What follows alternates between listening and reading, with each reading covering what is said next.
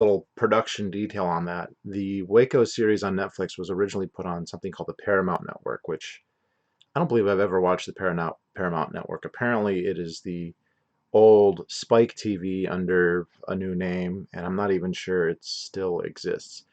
I remember seeing the um, trailers for it back. It aired in January 2018.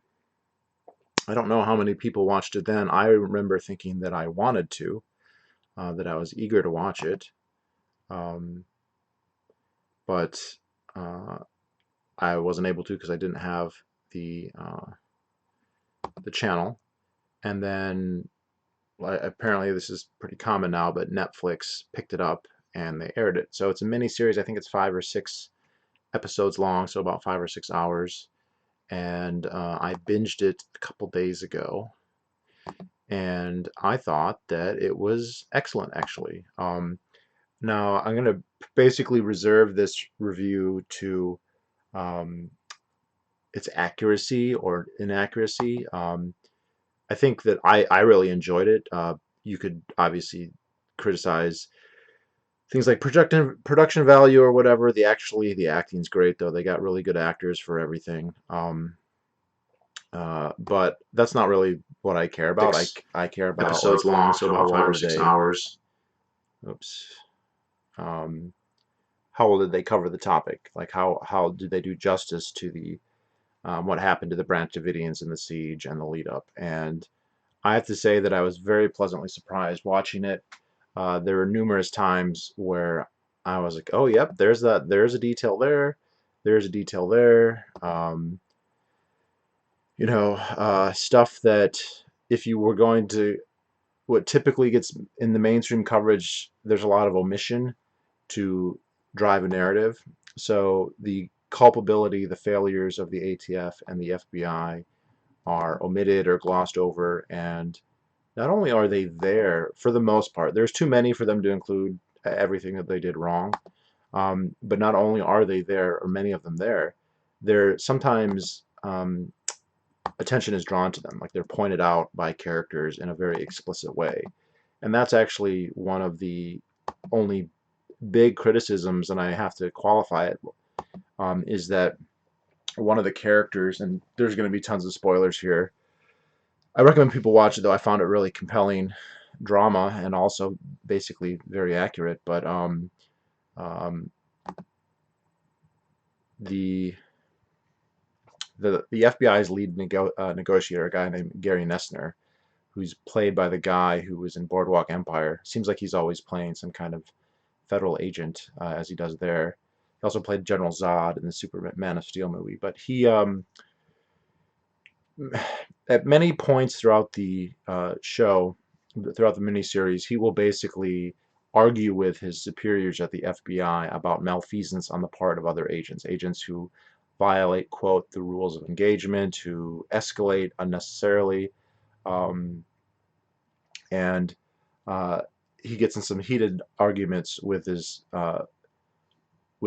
higher ups, with other people in the FBI, other FBI agents, and he kind of makes himself out to be the reasonable guy who's trying to just have a nice resolution, who um, empathizes with um, the Davidians and earlier with Randy Weaver, and I found it very unlikely that he would have been that outspoken and explicit in his criticism. And if you look up the source material for this, um, it primarily drew on two sources, one a Davidian source and one an FBI source, which, to be fair, is, if you're going to split the baby, that's not a bad way to do it. So A Place Called Waco, which is by David Thibodeau, who is the um, Culkin, Macaulay Culkin's brother, plays Thibodeau in this. And there's quite a few. If you go online, you can find many, many hours of Thibodeau getting interviewed. In fact, Scott Horton, his very first show way back in the late '90s, was an interview with David Thibodeau. And then the other one is Stalling for Time: My Life as an FBI Hostage Negotiator by Gary Nessner. So I have not read that book, and I would be curious to know if he paints himself in that light in his own account. Is he the guy who is always um, the voice of reason and trying to avoid a disaster and holding the FBI to some kind of legal and ethical standard as he is in the show. And I think that that's probably um, either a lie or something that he is embellishing to make himself look better. Um, but that said, it serves a really valuable point in the show in that he is making explicit criticisms of the FBI from an FBI agent who's basically saying, "Look, this is wrong. We should not do this. We're violating our own rules." And I think that all that criticism is correct. That the FBI was wrong. They were violating the law. They were violating their own rules. Um, there's a whole bunch of stuff that they do wrong here that they sometimes depict but don't have time to go over. But I appreciate that they're basically telling the audience, hey, this is this is a bad deal. What's going on here with the Davidians? This is wrong. They're getting mistreated, and here's why. And so the only thing I don't like about it is it makes Gary Nestler look better than he probably is in real life. But I could be wrong about that. I just don't see it as very likely that he was getting in heated arguments with commanding agents, telling them that they're criminals, basically, which is what they were. There's also, I mean, there's also the more, how we say, martial, gung ho FBI agent, the guy who's in charge of the FBI's like attack unit, um, and uh, at the end, he looks like he's upset that nobody's escaping and that everybody's dying, and he's trying to, he has this dramatic moment where he's trying to save a woman who's suffocating in the bus. That was completely out of character as depicted. I don't, and I find that highly, highly unlikely that that ever happened, that he was trying to save anyone. Earlier in that documentary, he is just talking about we want to show how strong we are, and these people sacrificed, basically any of their rights by standing up to us, and to the extent that they even did so. And uh, I think that the attitude of the agents is better exemplified by the fact that they took trophy photographs over the corpses of children. You can find these, by the way. You can look at them. So they have these children who um, suffocated or died from cyanide poisoning. When that CS gas burns, it creates, I don't know if it's hydrogen cyanide or just cyanide gas, and then you die of muscle spasms. Your back will break from your own muscles, so you'll be suffocating and choking to death, as your home is getting demolished by tanks with loudspeakers blaring that this is not an assault. And then a fire will begin, and you will be die as your muscles go into spasms, and then your body will get burned to a crisp. And then uh, FBI agents will come and pose over your corpse with rifles. That was their attitude. Also, uh, I think that I can understand why they didn't put it in there, because it is more contentious. People are going to say that this is unfair to the FBI, or this is too sympathetic to the Davidians. And I think that that's ridiculous, because the stuff that they're depicting is stuff that both sides agreed to. Okay, so there are areas that are less well attested, and I want to talk about one or two big ones that I can understand them not including, because we don't know for sure. Um, I will say the only part that I thought where they were giving the Davidians too much credit, and not the Davidians, but David Koresh, is they made it very clear. I mean, the implication, the characterization of him as a cult leader, is that the whole thing is just he's a lecherous pedophile, and he was doing this just because he wanted sex. He creates a cult that then says that he has to have multiple wives or whatever. And there's obviously a very cynical way to read that, and I think anyone can be forgiven for assuming that or thinking that was the case. They go out of their way in this documentary to say that he was doing that. He was a polygamist, and he was marrying very young girls, and that there's a whole episode basically dedicated to them evading polygamy laws by having a sham marriage um, worked up with the help of their resident Harvard Law School student, but they have a point where he's fucking one of his wives, and he stops because he says he's enjoying it too much, and they shouldn't enjoy it. That he's doing it because it's duty, because he believes that there's a religious mandate, that he has this role in the prophecies of the Book of Revelation, and so he doesn't really enjoy the sex, and he doesn't really enjoy the polygamy, and that's something that he's um, being forced to do, which sounds analogous. I don't know how well attested this is, but like Brigham Young apparently had a similar reaction when Joseph Smith told him that, polygamy is something that's going to be part of their religion. And he, said he hated it and it was terrible and he can't believe it. But if that's the revelation of God, that's the revelation of God. So I don't know if that's really what Koresh was like. I don't know, and I don't know that we ever will know. There's always going to be the possibility that this was completely cynical pedophilia on his part, so-called pedophilia, well, pederasty anyway. Um, and I do think that they were kind of going out of their way to be like, this guy, I mean, he's depicted as a highly competent, highly charismatic, highly conscientious person. Now, obviously, he's staying within the letter of law and some breaking some other. He's definitely breaking some moral taboos, but he's also depicted as extremely conscientious. Like he's doing this because of his convictions. It's all voluntary to the extent that that matters. But um, I don't know that we know for sure that Koresh was that was true about Young. Okay, that's what I thought, Jared, and I'm glad you're here because you can check me on that. I don't know, and I don't know if we could ever know. Is he when Brigham Young is saying that, is he trying to virtue signal like, hey, I'm not in this just to because I like sex and I want a harem. I'm doing this because I believe in the religion and I feel like this is some kind of mandate from God. I don't know if we'll ever know, and we probably won't ever know with Koresh either. We can't. But they depict that. And I did think that was the one part about the Davidians where I thought, they kind of, I mean, they're basically making explicit that that there was no way this was anything other than sincerity on his part. And I think that's a likely possibility, but not the only one. So other than that, though, the way they're depicted is incredibly accurate. Okay, everything from him playing guitar, from him jogging, from the videotapes. The video when they have scenes where they videotape. Um, the Davidians make videotapes that they give to the FBI. They are exactly quoting the actual videotapes. You can watch these videotapes. They're exactly quoting them. And there's actually a scene where the FBI is watching, Gary Nessner is watching the tapes to get some insight into these people's psychology. And the Price, the head FBI agent who's running the whole thing, says, "We're not going to show these on TV because this would humanize people too much." I love that because that is 100% true.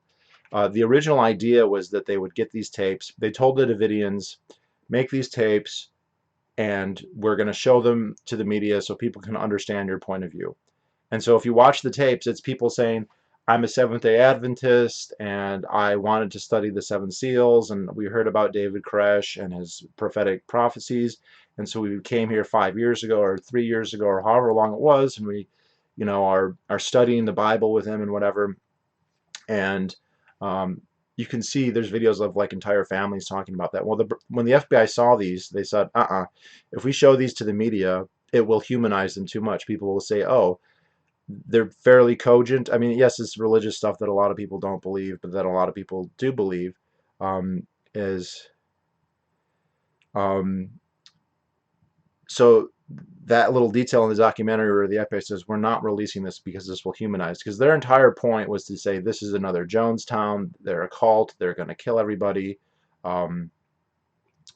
which was I mean, everybody who survived denies this, and it doesn't make any sense. Like they could have committed. Why did they wait to commit suicide until the FBI was spraying flammable gas everywhere? You can like the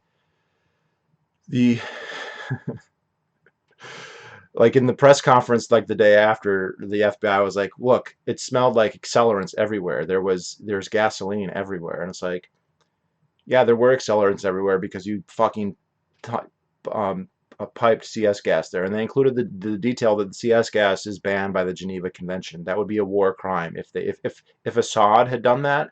That would have been a red line that we would have attacked over that. That's a Geneva Convention violation. They put it in there. So yes, there was an accelerant because the FBI was pumping accelerants in there. The other thing is, yeah, there was oil everywhere because the FBI tanks were going and crushing every vehicle. There was multiple vehicles there that they crushed. So obviously their oil and their gas spread everywhere. So yeah, there was accelerants everywhere because you were demolishing their vehicles. There are other things that they depicted but didn't point out. So there's a scene where Thibodeau buries the father of his wife, and that happened. And At one point, a tank goes and drives over the grave and destroys it. And I think there might have been a little cemetery there anyway from before that happened. And they depict that. They show the tank doing that on purpose. They knew what they were doing, and that's that's a that's a crime. You can't desecrate graves like that. And they just on top of everything else. So it's depicted, but they don't, point out. So, but little details like that is 100% true. We know that's not just David Thibodeau says that. David Thibodeau was not privy to the FBI's internal deliberations about what to do with the tapes. But we have that from Freedom of Information Acts and from this after action reports, and this stuff came out in congressional. And it's also funny if you watch the congressional hearings, you can go and watch them, or at least parts of them, and people will say, well, they concluded that the Davidians started it. Well, watch the beginning of the congressional hearings and see everyone's now favorite Senator Chuck Schumer, then Congressman Chuck Schumer. He starts the proceedings by saying, law enforcement are the good guys. Law enforcement did nothing wrong. This is before the hearing. Like, they haven't done the actual investigation. He's announcing the conclusion ahead of time. There's no clear form of motivated reasoning or a biased result. So if they again, the government acquitted itself again, as it always does. So another fun detail. A lot of time is spent talking about the front door of the Davidians, which were these stainless steel doors that were filled with bullet holes from the initial assault. And they have a scene in this show where the Davidians' lawyers show up and look at it, and they say, "You've got a strong self-defense case here. Look at that door." And this is something that they had said repeatedly. Look at the door. He said this to Nessner over the phone. This was stupid of him because he was telling Nessner that door is going to acquit all of us and indict the ATF in that case, because it was the ATF who did the initial raid. And what's interesting is after the fire, people wanted to find that door, and the FBI said, yeah, the door got vaporized. There is no more door. So the steel door got vaporized. So, never mind, thermite in the World Trade Centers and steel melting or weakening from jet fuel. Stainless steel doors vaporizing in a fire.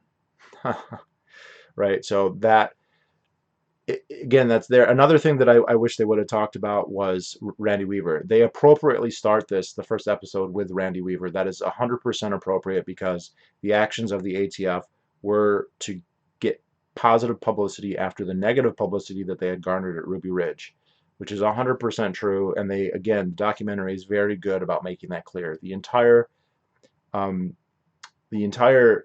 raid against the Branch Davidians was searching for good publicity based on very little. They don't go into that too much. There's a single throwaway line where the lead ATF guy says, "I can only get a warrant based on these very threadbare." And the warrant, when they went to the judge, they brought up things like a Davidian from 10-15 years before had been arrested for meth, but not there. He wasn't there anymore. And then they brought up a lot of the allegations of polygamy and child abuse, which CPS had looked into that, and they had stayed within the letter of the law. They had avoided it. And the thing is, ATF is not there. And again, credit to this docuseries, because they have a radio host. I don't know if that radio host is based on a real character or not. I should have checked that before I started this. But he points out the ATF is not there for drugs. They're not there for child protective services. That's none of their business. They had to. The drug lab was important. The meth was necessary because they could invoke posse comitatus. So there's this, I think it's from the 1870s federal law that says you can't use the military to enforce um, like criminal things for criminal law. But they made an exception for, quote, the war on drugs. And so that's how they were able to have an attack helicopter spraying the Mount Carmel with machine gun fire. So, which also is probably what happened. So, um, yeah, their warrant and the whole warrant process. I mean, they rubber stamp those. It's a travesty. Anyone who's interested in that, by the way, I recommend reading the Rise of the Warrior Cop, which has a chapter on warrants. It's a complete joke. The idea that, well, they have a warrant. Yeah, fuck, dude, they rubber stamp. Our government is a warrant. It's a warrant factory. But anyway, uh, so there's that. But the other thing with Weaver, which they should have pointed out, is they charged Randy Weaver with all kinds of crimes: first degree murder, second degree murder, blah blah blah. He got acquitted. He got acquitted. He walked. And what they didn't say is that then the state of Idaho uh, had a trial for Lon Horiuchi. Who is Lon Horiuchi? Lon Horiuchi is depicted in this film twice. They don't say him by name, but if anyone who knows about this period knows who he is, he's the sniper who shot Randy Weaver's wife in the face, Vicky Weaver, I think her name was. Um, and he was also at Waco, and he probably killed people at Waco too, but we don't know that for sure. He was tried and convicted of manslaughter in Idaho, but he was tried in absentia because the federal government said you can't touch him. And so he's never done any time for that. So I think that would have been appropriate to point out, hey, the guy who did that was convicted of a manslaughter. It should have been first degree murder, but okay, whatever. And the federal government said you can't touch him. We are above. We have federal supremacy. Doesn't matter. And you have a guy who's convicted of manslaughter, and then you give him another rifle and send him to a target-rich environment. And then the biggest thing, and this is the last thing, and then I'll get to the comments, and I've talked about this before, if you watch Waco, The Rules of Engagement, and you watch the FLIR project, with some of you did find, that's out there, if you can find it. So again, the FLIR project is the FBI utilized an unmanned aerial vehicle, a drone, with ultraviolet, no, I'm sorry, infrared cameras, and it was flying around Mount Carmel recording everything. Well, after people like, the interesting thing is the only survivors, the only Davidians who didn't die were Davidians who came out of the front of the building. How come the rest of them didn't escape out the back? Now, part of it might have been because they were trapped because of the demolition of their building, which that's depicted, and that's probably correct, especially in the quote-unquote bunker. The bunker was the only concrete/cement part of the structure. That's where the women and children were hiding, and they probably all died horrible deaths. And there's actually some conspiracy theories. This wasn't talked about. If you watch the video of the fire, the bunker explodes. There's a big fire, and then there's a very large explosion at the bunker, and there are people who believe, and I don't know that this is true, so who knows, that there was a shaped demolition charge placed there. The rumor is by Delta forces. Delta forces seem to have been there, but they didn't go into that in the documentary, which I guess is fair because we don't know that for certain. And then the other thing is, many of the Davidians' bodies were found in the back, but outside of the building, and they were filled with bullets. They had been shot. I don't remember all the details, but there were a lot of problems with the coroner. Like the county coroner came out, and the FBI was like, "You can't look at the bodies." Blah blah blah. There's a lot of malfeasance going on there. And a good book there would be Carol Moore's The Davidian Massacre. Goes into quite a bit of detail. But the guy who patented and created the drone and the infrared, the FLIR, he's looked at the footage, which has been Freedom of Information Act, and he alleges, and again, it's not some guy, it's the guy who invented it, the camera and the drone. He says that there's automatic gunfire in the back of the building, and that they're getting gunned down. Now, ethically, I don't know how much that should matter. Even if they all died in the fire, the FBI was culpable in that. They're the ones demolishing the buildings. They set up the whole situation. So I think that they're morally culpable. But it would help people to we can't prove it, so I understand why they didn't put it in the documentary. But I feel like it's likely that they were gunned down in the back, and then that was the point. They make the point in the documentary that the ATF was very culpable about the initial raid, that they would have had dozens, 75 to 100 witnesses who were there, most of whom were articulate people who were clearly not brainwashed automatons. They had the entire building as a piece of evidence. They had lawyers. This case would have been a huge, huge shit show for the federal government, and they wanted to destroy the evidence, which they did. And destroying the evidence meant killing as many of the people as possible, which they did. So I can see why they didn't put it in there, because that is something that people dispute. But I think that any kind of honest analysis shows that that's very likely what happened. Also, as I point out, maybe also morally irrelevant, they would still be guilty. Okay, let me go back. Sorry for not commenting. The best scene in the movie is when they're playing rock music to protest the torture. And yes, this is torture, psychological torture, playing. There's even little details, like there's a detail where like the FBI agents are mooning the Branch Davidians. Like that happened. Like we know that happened.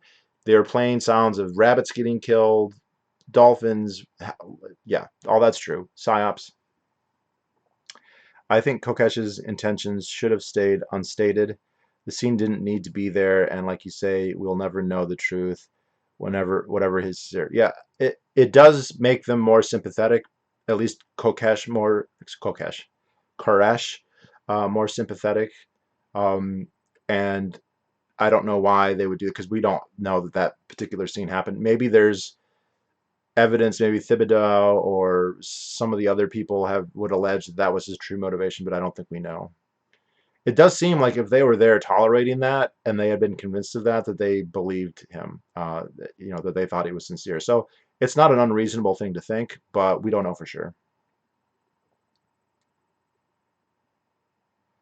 I feel like the cult was only destructive to itself, but didn't pose society a whole any issues. But it wasn't destructive to itself. They weren't destroyed by themselves. They were destroyed by the federal government. It was the ATF that went there. And again, there is no question about this. The ATF did not go there because they were a threat, or because they perceived them as a threat, or even because they thought they had committed a crime. And we know that because of how threadbare the warrant was, right? They did it to make publicity, and it went horribly wrong. So they weren't a threat to themselves. That they hadn't been having mass suicides. There's no evidence for that. That wasn't in the cosmology. The stuff that Kokesh talked about religiously wasn't. I mean, he was talking about the apocalypse, but he wasn't saying they should commit suicide. So um, he might have been a threat if you were a 14-year-old girl, but who knows? I think if the FBI walked off, it would have been less harm than the actual invasion. Absolutely, 100%. That's true. They even have a line in the show where it's like, this could you just leave and it will be fine. So I think that's correct. Show is a historical failure when they say M60 tanks is tank. It is a German Leopold one. Fake news. Yeah, and I thought of that too, because I thought that they had a Bradley fighting vehicle. I thought that's what they were using there. The other part that annoyed me is that Janet Reno very much gets a pass here, which she shouldn't. The way she's depicted, she only has one scene, but she has a little meeting with the FBI, and basically they're saying we want to use CS gas, and here's our plan. We're going to attack. Uh, and there's a scene where um, she's like, but there's children there. There's children there. Um, we're going to use tanks and CS gas against children. And one of the FBI agents says, well, they're beating their babies. We have intelligence that they're beating their babies, which they didn't. They completely made that up. But then fucking Janet Reno, the horrible bitch who should suffer and die for the rest of her life, uh, gave a press conference where she said that they're beating babies there. Completely made up.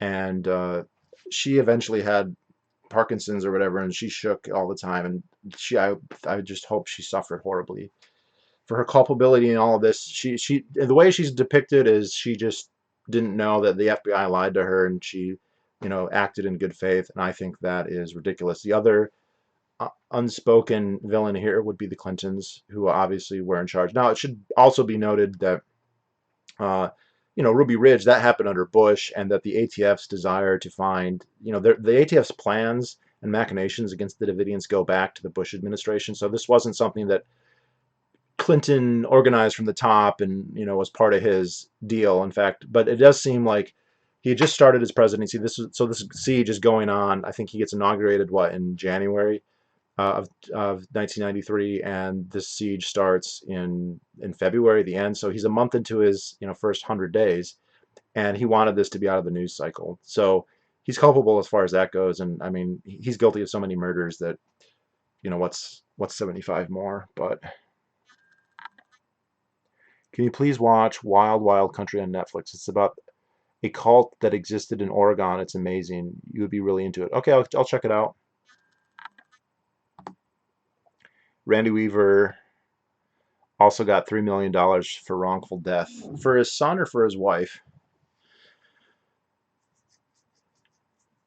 Law enforcement shouldn't have any drones or any attack helicopters. Well, they, um, the FBI had the drones. They didn't have the, you know, um, attack helicopters or the tanks. They were given to them by the military, and probably military people were operating them. I don't think FBI people know how to drive tanks.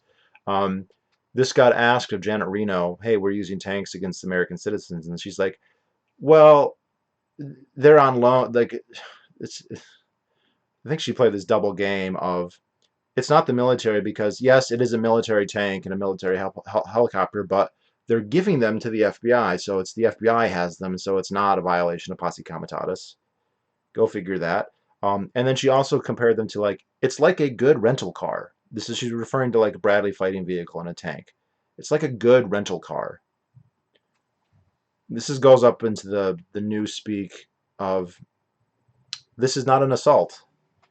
But yeah, I agree with that. But they just get around that. The military, they're on the same team, and they're going to coordinate when they feel like they need to.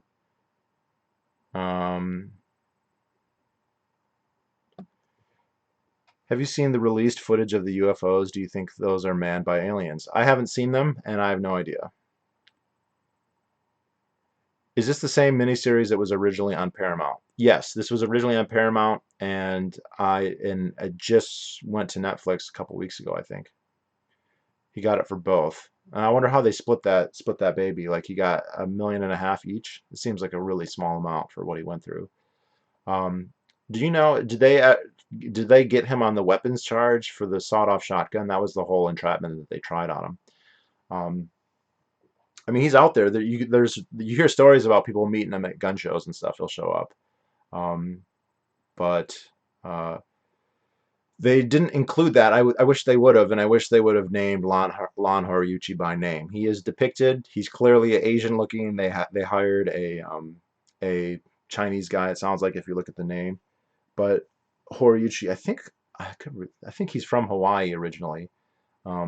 But yep, he shot Vicky Weaver in the face while she was holding a baby. Well, she was holding a baby. Um, hey Glenn, nice to see you.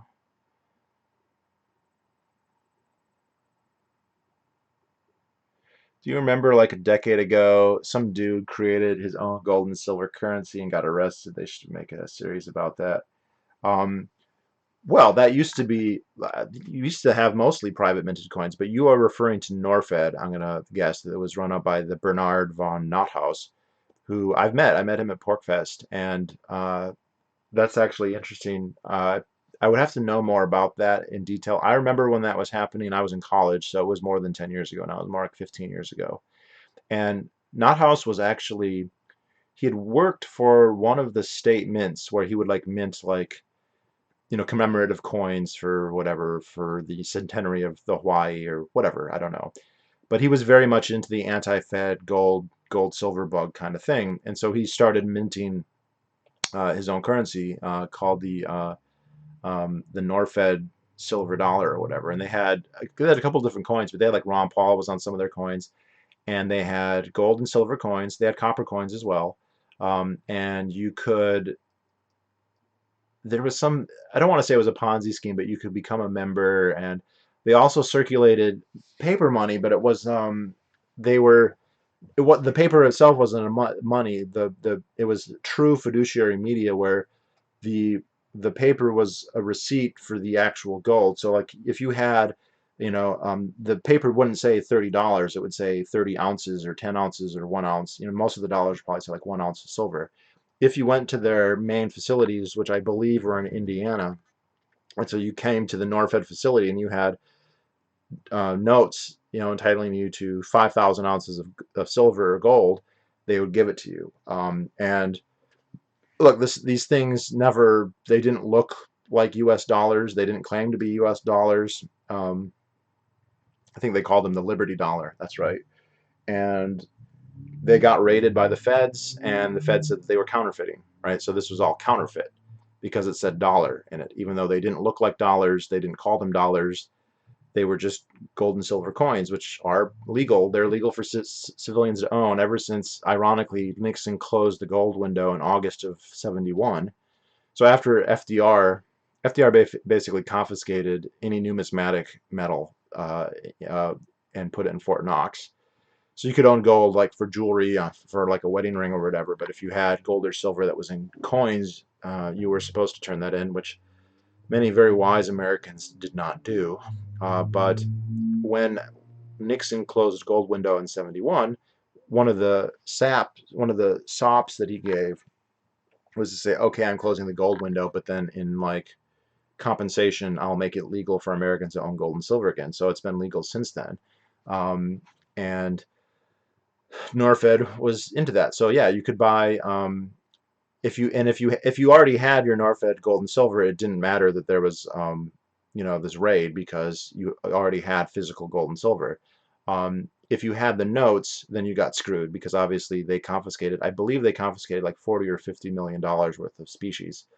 And the notes still circulate. I was actually at the coin shop once, and a guy had 20 ounces of notes from Norfed, and the dealer was familiar with it, and he said, yeah, I mean they're not redeemable anymore, so they might be valuable as a novelty for a couple pennies, but that would be about it. I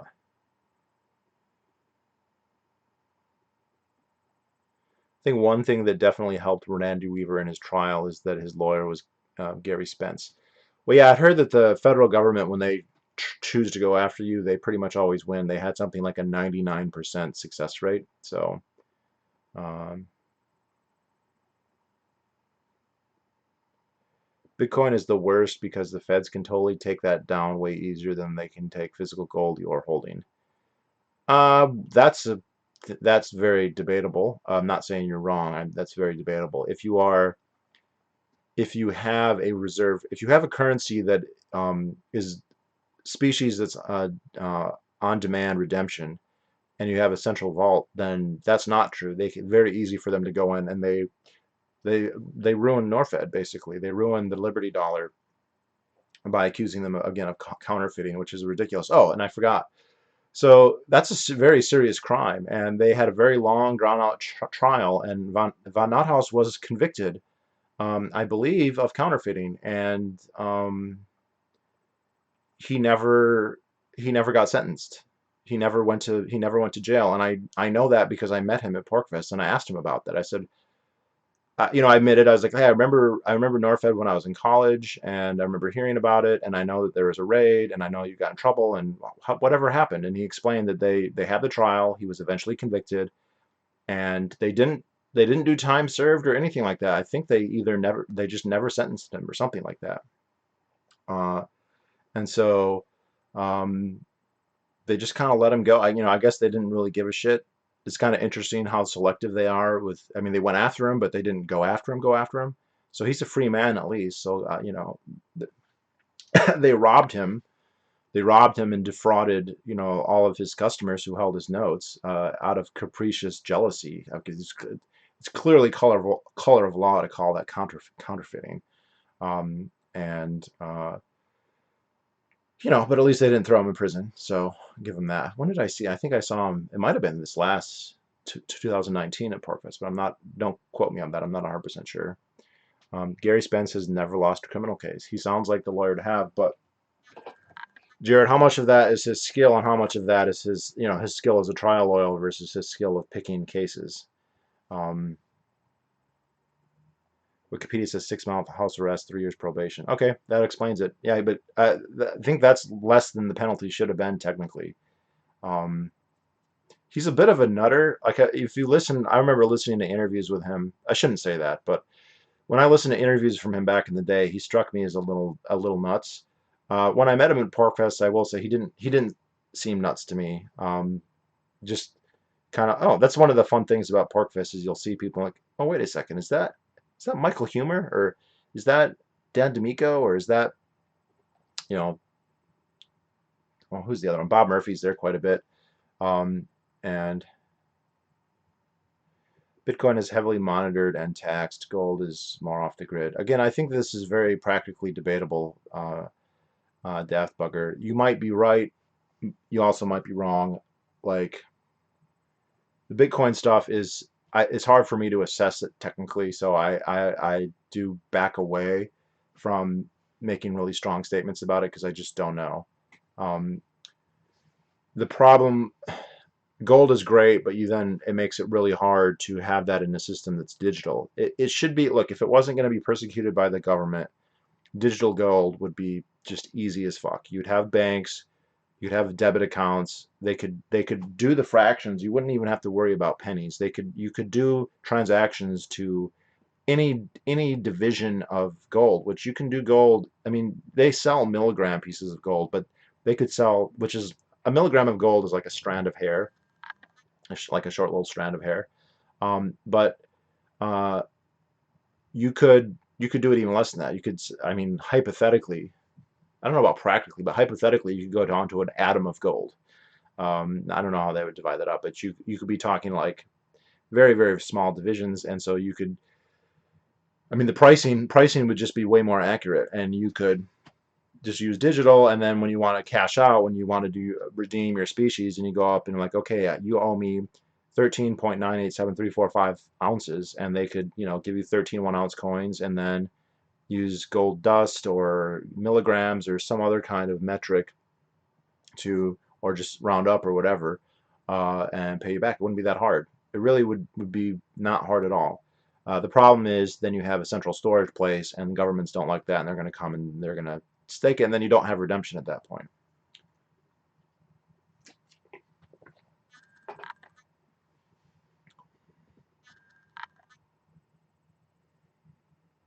They should remove all taxes on gold and silver because the Constitution says it's money. The calculation of an atom would be quadrillions of times more expensive than the value of the atom. Fair point. Um, so one book that I'm very daunted to read, but I've had for years, is Pieces of Eight, which is uh, Edward Vieira's history of what the Constitution says about money. How you can write 2 volumes about the Constitution, just about what it says about money, I don't know, because the Constitution is not that long. But supposedly this is the um, authoritative work on what the Constitution says about money. And I haven't read it yet, but I believe that you are correct that gold and silver is money. That's what the Constitution says. There are people, it is interesting because it still says on our greenbacks today, on our Federal Reserve notes, our FRNs, that they are, uh, that you can redeem them. But redeem them in what?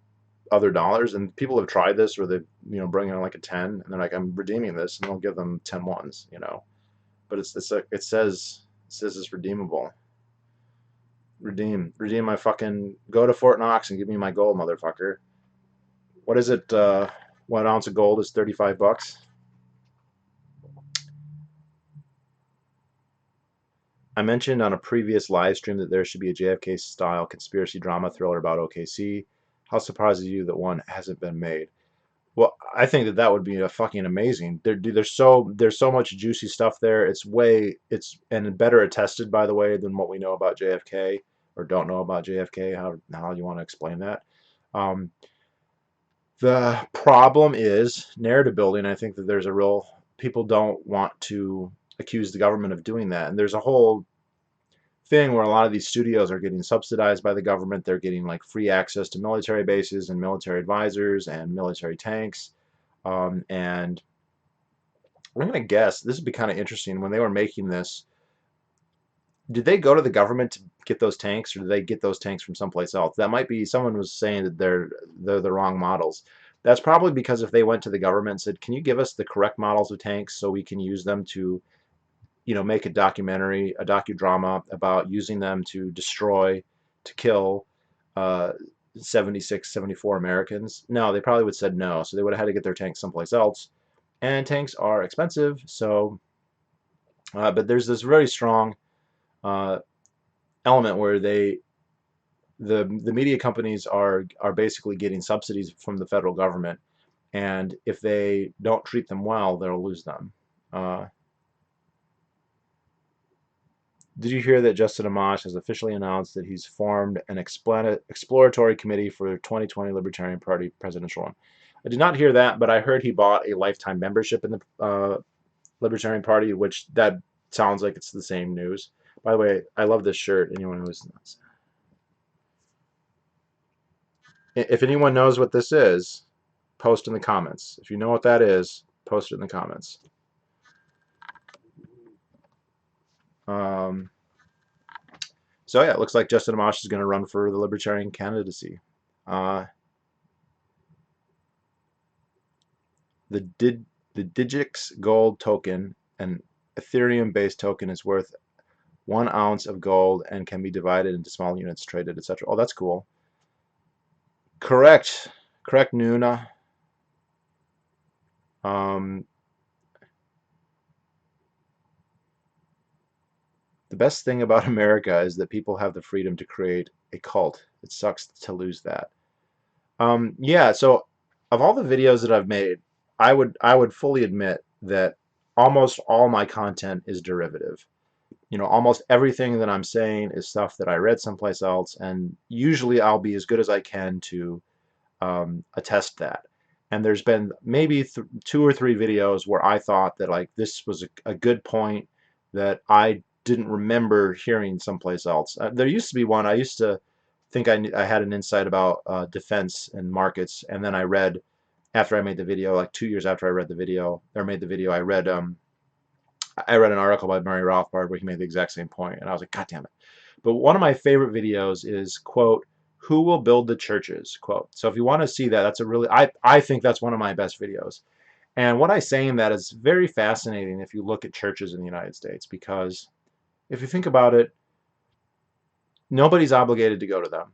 You can't, there's no tax incentive to go. There's no, not really anyway. You can donate to anything. You don't have to donate to a church. They don't provide any goods or services, right? They're not giving people their health care. They're not giving people their food. They're not giving people jobs. You go and you get preached at, and then you donate money. And they're not subsidized by the state, unlike in many, many countries, right? Many Muslim countries, many European countries, right? The state is subsidized in England and Germany and most of and Italy, right? There's official state churches and there's official subsidy of the churches. And you would think, you know, the zeitgeist out there is that, if you have a society where the state is subsidizing the church and another society where it's not, well, religion should be stronger in the place where it's subsidized, and yet it's not. And the other thing, though, is that those states where it's subsidized, it's highly regulated. You don't have a First Amendment. You don't really have a, quote, free market in religion. And that is what you have in the United States. Religious freedom is pretty much very well protected here. Now, ironic thing to say in the context of this video, I know.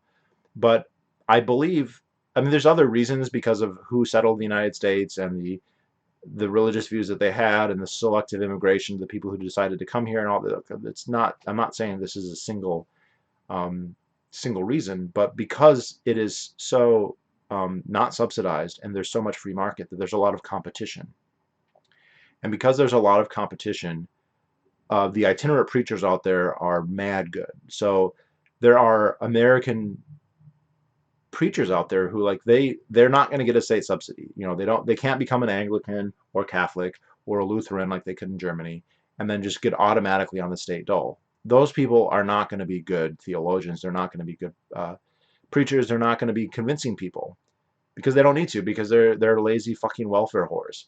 But in the United States, you got to fucking earn that. And so you have these very, very talented, very skilled people. And I'm not saying that to say I agree with them. Look, you have the televangelists, and you look at somebody like David Koresh, and like that guy is a mensch, dude. But you can disagree with him. That guy was very smart. He did.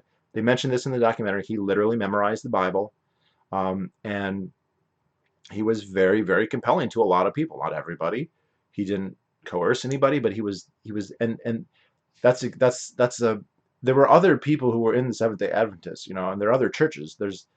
And to get followers, you have to be compelling in some way, and he was, because there was all this competition. So the free market in religion is why it's so vibrant, and why we do have all these new religions like the LDS, and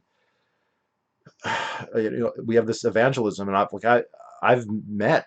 I mean, I think no matter how atheist you are, somewhere in America there is somebody who's got the hook for you. You may never meet them, but like somebody's out there got just the right combination of rhetoric and savvy that if you met them, they could probably convert you. Now, again, you may not meet that person, and that same person might convince you and not somebody else, but there's just such a great plethora of. But my point was, it's amazing that we have churches. I was thinking about this because I was sitting in my town, and like there's a church. These are big buildings. It's a lot of infrastructure, and they're paying the bills, they're paying the heat and the air conditioning and the janitorial staff, and they're paying the salaries. I'm like, they don't do anything. They don't, that's completely based on donations. They're that fucking. It's really impressive. Okay, so I don't want to say it's the best thing about America, but it's a good thing about America. The guy who bulldozed the town. It's called the killdozer, people. The killdozer. Um,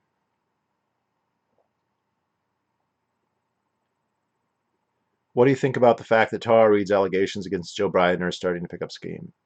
Well, there's more corroborating evidence, but on the one hand, the right is being restrained. Every person I've seen on the right who's talked about it has said, "Look, due process, blah blah blah. He looks kind of guilty here, but we want to be fair."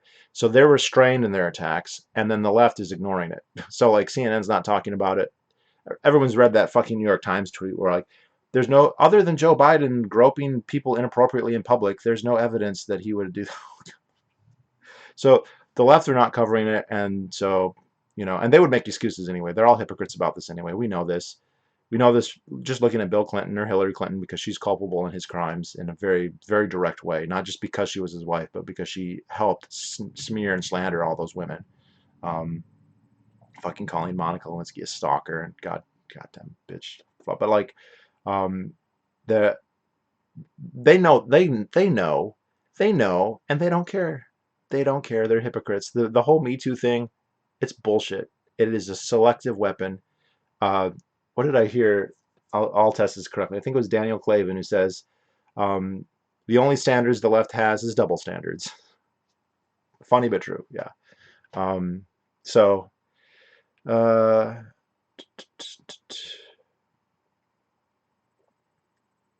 bulldoze a town because the local government prevented him from doing business. Yep, the killdozer, and his name was Marv Heemeyer, and he's a hero. And the town was Granby, Colorado, which is a beautiful town in the Rocky Mountains.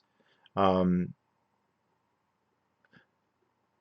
have you heard the Larry King video where friends coming forward to back up her story? It was her mom. Her mom called. Well, allegedly is her mom. She doesn't identify the senator or her name, so I don't know how of a slam dunk that is. Um, Also, I've heard speculation that if that was the Republicans, they would be saving that for October. That seems like maybe it's Democrats who are releasing that, but I don't know. Um, what do you think about David Koresh often being put on the same category of other famous cult leaders like Jim Jones and Charles Manson? Fair in the sense that they're charismatic and they attract a following. Unfair in the sense that he's a criminal. All right, so he did commit statutory rape, but he wasn't killing people. There's no evidence that he wanted to kill anyone, that he was violent. You can question his morality. As some of you know, my views on age of consent would make him not necessarily wrong, in my opinion, although there is some. I don't know all the details about what happened with him and his wife, so it's possible that it was not something I would agree with, and it's possible it's something that I would, depending on the exact details. And I'll get excoriated for that, but that is how I feel about it. Um, uh, uh, so no, I think that's the idea that he's a mass murderer, completely ridiculous. That's a lie. That's a smear. They were making that smear, that allusion to slander him. Once you leave Mormonism, it's all over. All over for what? It means you're not going to get your own like planet and Koloth and live for eternity.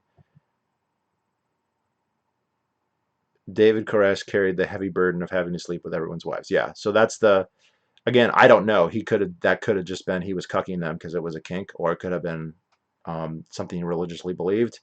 And again, I don't think that because you have a religious belief that it makes you entitled to do whatever you want. As you know, I don't care if you have a religious belief and say circumcision, you don't have the right to do that to your kids.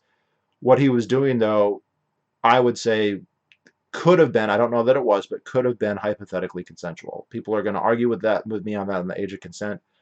But as far as I know, his brides were, I think, potentially could have been consenting. Debatable, but they would have said that they were, their families would have said that they were, and I don't know what more you could need. Uh, well, I do know, you could still argue it, but I'd say that's a strong starting point. Um,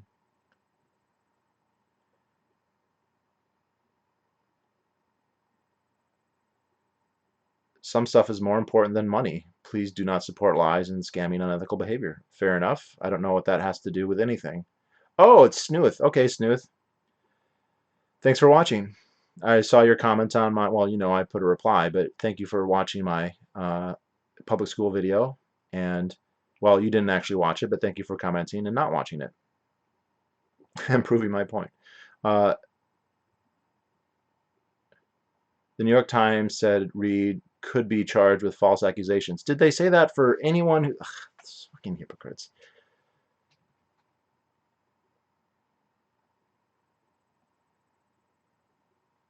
The left talks about legitimate conspiracy theories like semantic racism while denying actual government conspiracies. It's hilarious. Um, Nobody thinks they would join a cult, but most are vulnerable at certain points in life by the right cult, which will never identify as a cult, of course. Yeah, but the other point there is like an actual definition of a cult is somewhat tricky. So and I mean even you can criticize, you could look at the Branch Davidians and point a lot of problems that you don't like about it that might be legitimate, but to thread them all together and come up with a coherent definition of cults that applies across the board is actually harder than people think.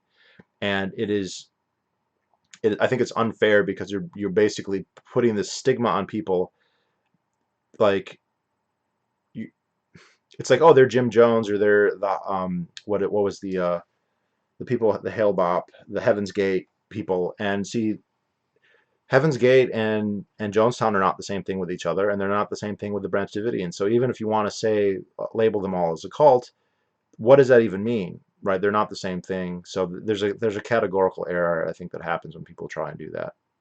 Um, what kind of age of consent laws do you believe in? So ideally, age of consent should be based on cognitive ability to make rational judgments about reality, which means that not everyone is the same. There are people who cannot do that when they're 25 or 35 or 45, but who can when they're 15. And people do worry that that would be difficult to enforce or to have a legal order that's based on that. I don't think it would be as hard as people think. If somebody asserts that they are making a choice, or if somebody says, "Hey, I want to have sex with this person," it's voluntary, and there's no clear coercion. There are ways to demonstrate that maybe they don't know what they're talking about. That wouldn't be that difficult. And so that would be my ideal situation. And there again, there are people who are older than the age of consent now who I don't believe are able to consent, but there are people under the age of consent today who I think are.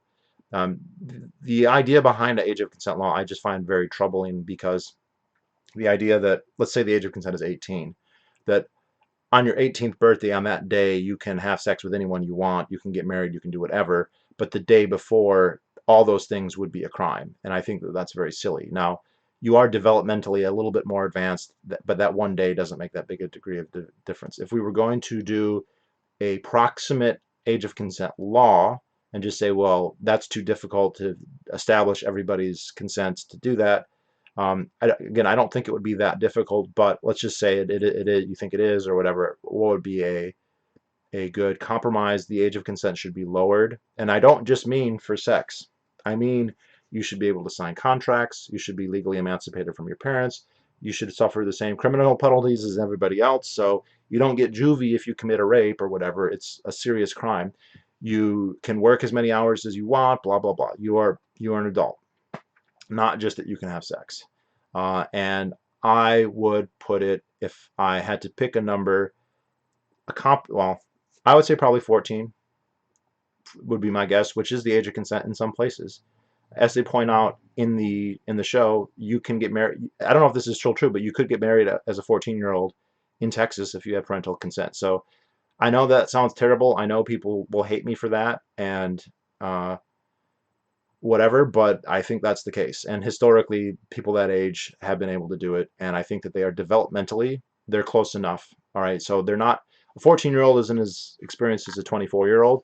But the question isn't, are they the most experienced person ever? Can they handle everything? Could they be president? No. This question is, are they mature enough to kiss somebody or to have sex?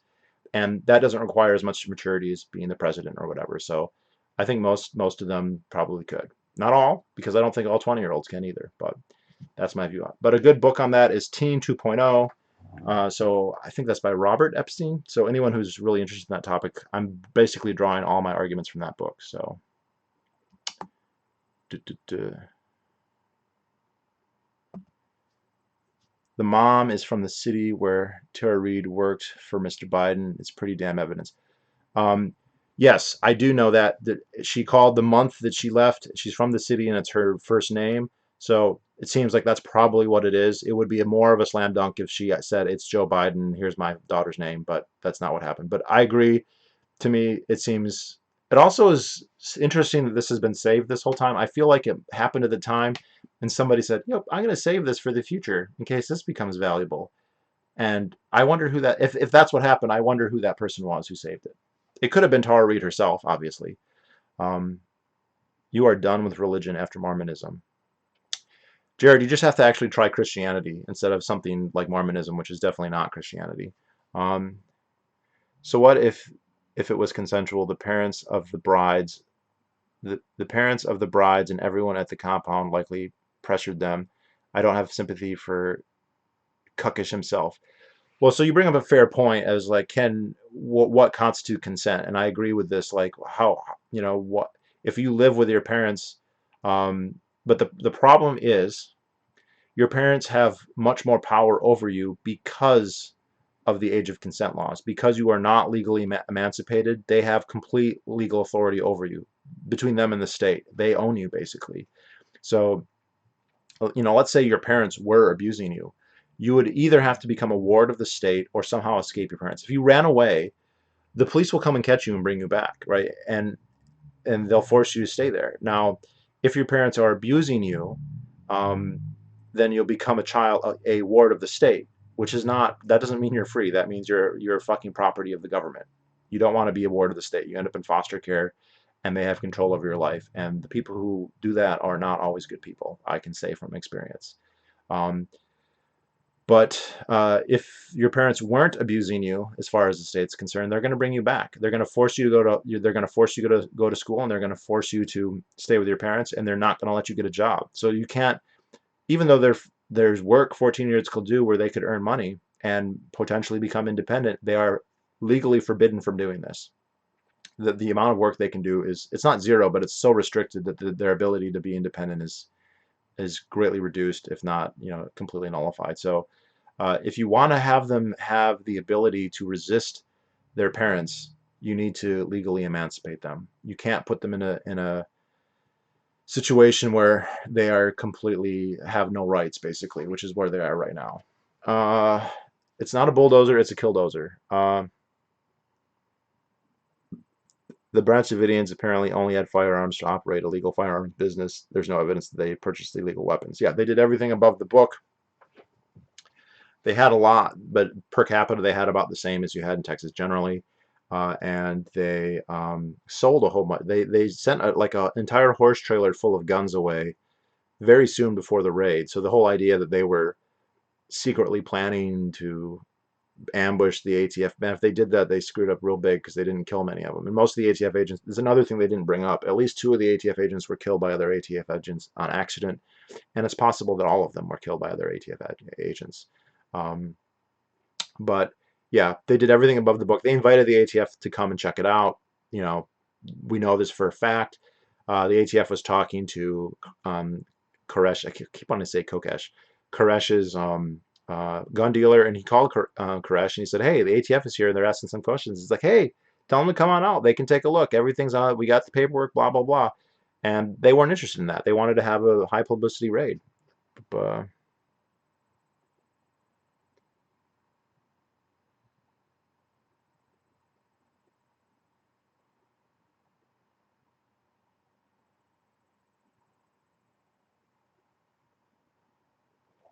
I tried to watch the public school video, but it's quite long, and the only only really legitimate point you made, in my opinion, is the waste of resources and administrative costs. But you failed to address the fact. Snoo, don't fucking say I failed to address a fact when you did not watch the video. Okay, what the fuck, dude? I don't want to be nice, but like I made a 3-hour video. I talked about public schools for most of that video, and you say you failed to address this point. You didn't watch the video. And I pointed this out in the comment to you. I said, you didn't even watch the video. You and likely your parents benefited from public schools, and the damage that could be done by closing them would take generations to mend. And that's not not right, in my opinion. No. Okay.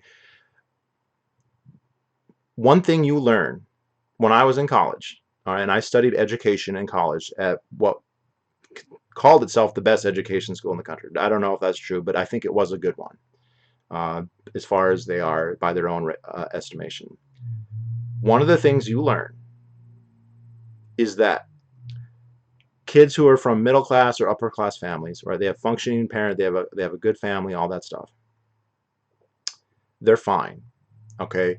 They have all their needs taken care of. Their parents love them. They give them activities to do with sports, Boy Scouts, church camp, youth camp, tutors, whatever, clarinet lessons, piano lessons, whatever, swimming lessons, all that stuff. And they know how to read, they know how to write, they have basic skills.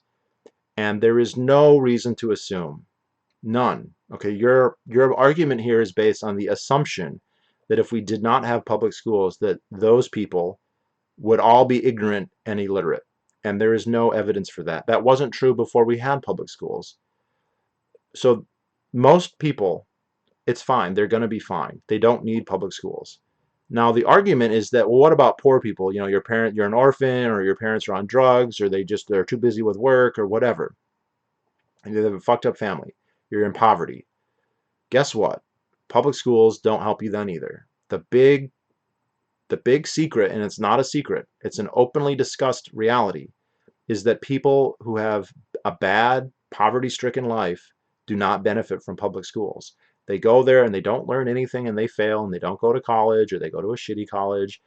They're just there placing their time. So this is the group that benefits. There's people who don't need it, right? You don't need to give public schools to people who can afford private schools or who can be educated on their own, which most people can be, or people who are, it's not a substitute for having a fucked up family or poverty. It doesn't help you with that. So no. And again, I have to say that it's completely unfair for you to say I failed to address something when you didn't even watch the video, right? Now, if you want to come and debate, that's fine, but you should watch what I have to say before you post comments like that.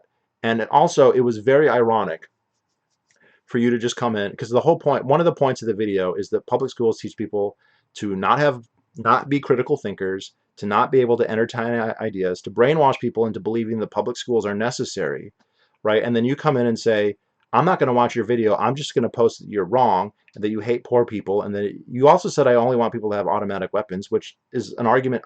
You posted things that I never even said, right? You just cliched, straw manned.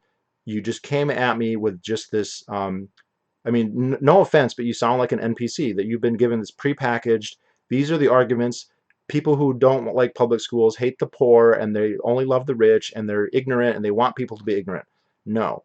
Okay. good faith argument here. You can disagree with this or not. It is my opinion. It is my view that people would be better educated if the government was not running education. It's the same view that I have on everything else. Okay.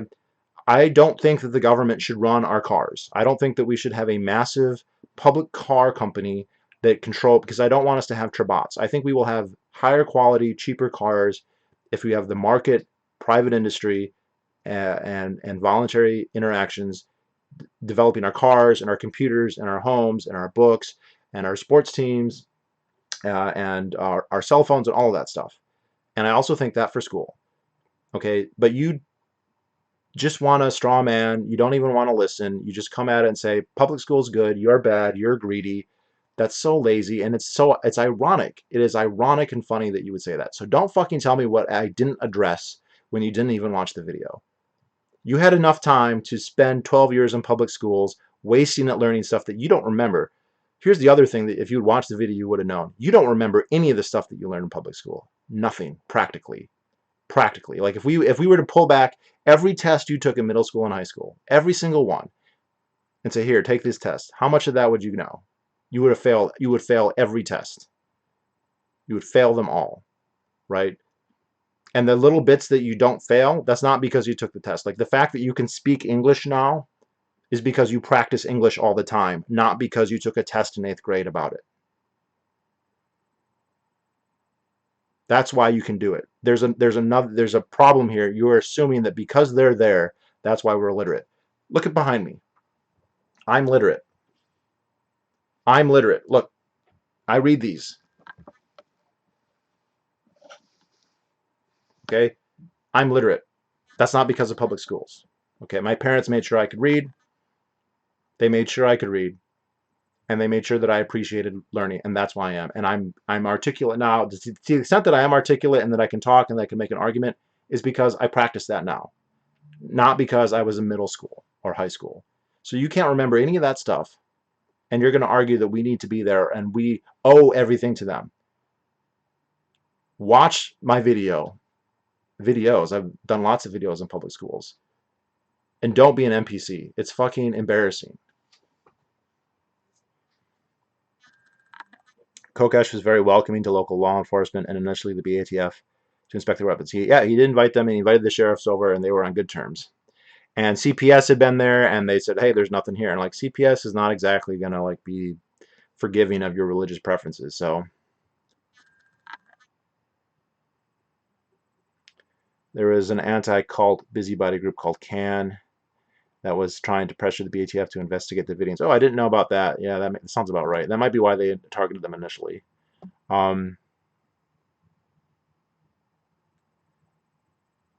Did you hear that Jesse Ventura is now testing the waters for a potential 2020 Green Party presidential bid? I did not hear that. 14-year-old is too young to get married. Depends on the 14-year-old. I think that there are some who that's not true. Remember, some parents barely speak English, come from different backgrounds, so they should be an equalizing factor, which public schools is. That is why I think it's essential to give people a chance.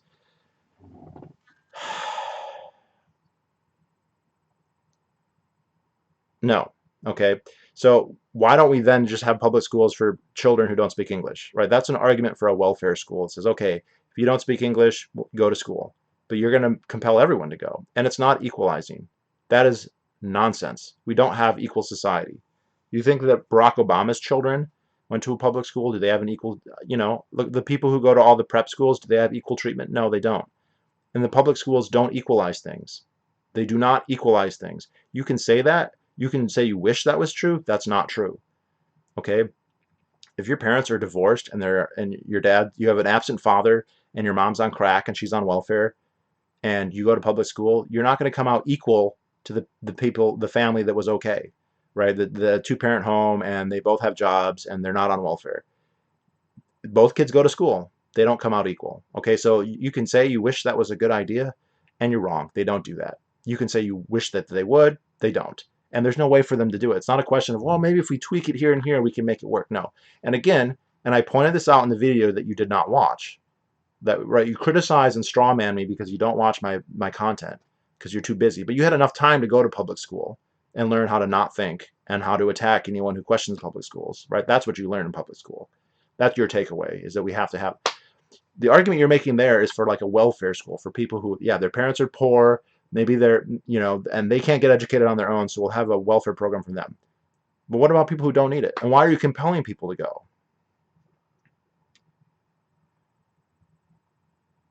And why are you trying to like, no, I'm sorry, Snooth.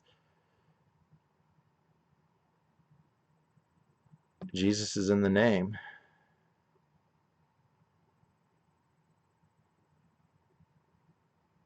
18 is the line I'm willing to draw, but teenagers and kids should be able to make money.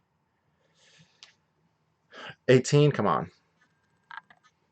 All the Larry King shows are archived. Nobody saved it for later. They just went through the archives and searched for specific terms. I heard people say that that archive was missing though. Um, duh, duh, duh. Yeah, the most annoying thing about the show is how the ATF and FBI kept acting like they were under siege and they were the aggressors. Yeah, 100% they were the aggressors. They're the ones who picked to fight. They picked to fight.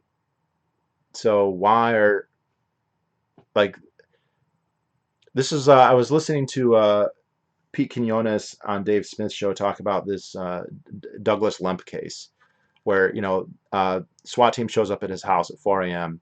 and then they kill him. And they said, well, he confronted us. I'm like, you were at his house at 4 a.m. You confronted him, motherfuckers. But if like the temerity, the mendacious double standard hypocrisy. Like I became an anarchist because of this shit. People were like, it was learning about Waco and what happened and the way that they behaved and the way they got away with it and the way that they use it to advance their own power. This made me an anarchist. And Hans Hermann Hoppe and learning history and all that stuff too. But this was the visceral emotional reason. They kill people. They kill innocent people, and then they use color of law and the mystical authority of the state to walk away and act like they're the hero. It's tragic dark comedy. Ban Snoo. I don't ban people. He's not being a troll. He's completely wrong, but he's being a troll. But I'm not going to ban him. What do you think about Mormons being compared to Jehovah's Witnesses? Ask Jared. What does he think about that?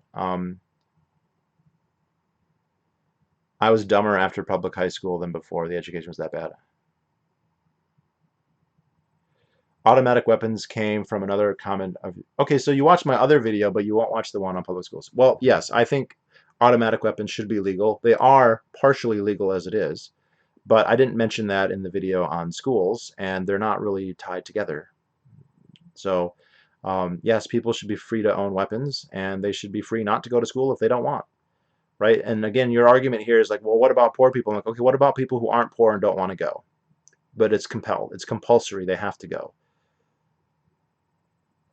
And you are completely wrong, 100% wrong, when you think that they make things equal. They don't.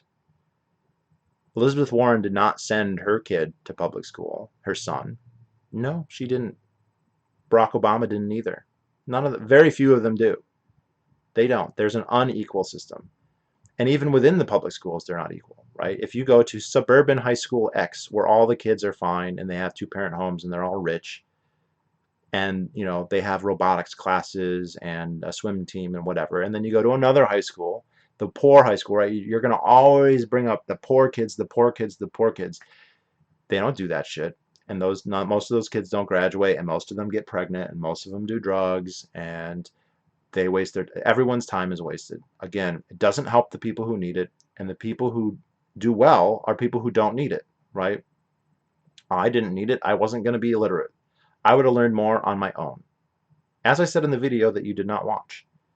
And that's true with pretty much everyone. Everyone who does really well, they do that on their own. And even the people who aren't, elite or whatever, who winning the spelling bees and whatever, they don't learn anything that they couldn't learn on their own, that they don't need. There's so much. You need to take shop class. You need to take home ec class. You need to take fucking health class. Like these are all things you don't need the schools for. Um, See, Americans during the Revolutionary period were poorer than Americans today, and compulsory schools were not common, and yet there were best-selling books and philanthropic societies in America. Yeah, and the other thing, Snuith, that you're wrong about is like the literacy rate. It wasn't like the literacy rate was zero, and then we invented public schools and it went up. It was already very high, and also the literacy was much more functional. Go read a newspaper from 1850. Go read a newspaper from 1850 or 1830, and read one today. Okay, and the stuff that they are writing, their rhetorical style, the sophistication of their grammar and their speech, the way that they wrote, the way regular people wrote. This is a big, okay, you went to public school, so maybe you read a little Abraham Lincoln, maybe you read the Gettysburg Address or his first inaugural. They won't have you read the first inaugural because he says he'll defend slavery there. But people think, oh man, Lincoln is like this fucking amazing writer and he's a genius. Dude, everybody back then wrote that way. Every politician, every two-bit editor in every newspaper in bumfuck Kentucky could write that way. Everybody. Oh, and Lincoln, by the way, wasn't educated. Just by the by, just FYI, Lincoln wasn't educated. Nobody was, but they were more literate than we are today. I challenge you to do that. I challenge you to go and pick up a copy of the Liberator or the Boston Globe or the Charleston Picayune or the South Carolina Picayune or the New Orleans Picayune or the Charleston Mercury or the New York Times even or the Tribune. Just read that stuff, or even find from some small paper and wherever the prose, the grammar, the vocabulary was way more sophisticated than we have today. We are much dumber than we were then, on average. Okay, and the literacy rate was fine. It was good. And if it went down, it was because we had a lot of immigrants and they learned how to read. Fucking black people learned how to read. Ex-slaves learned how to read without public schools doing shit all for them. All right, the slaves among the literacy rate among slaves went from practically zero to like over 50% in 30 or 40 years, without public schools helping them. So you are totally basing all of your claims off of myths. You have this mythological view of what happened that is completely divorced from reality, right? You just have a fantasy that you think is what happened, and then you're making arguments based on that fantasy. It's very upsetting to me. But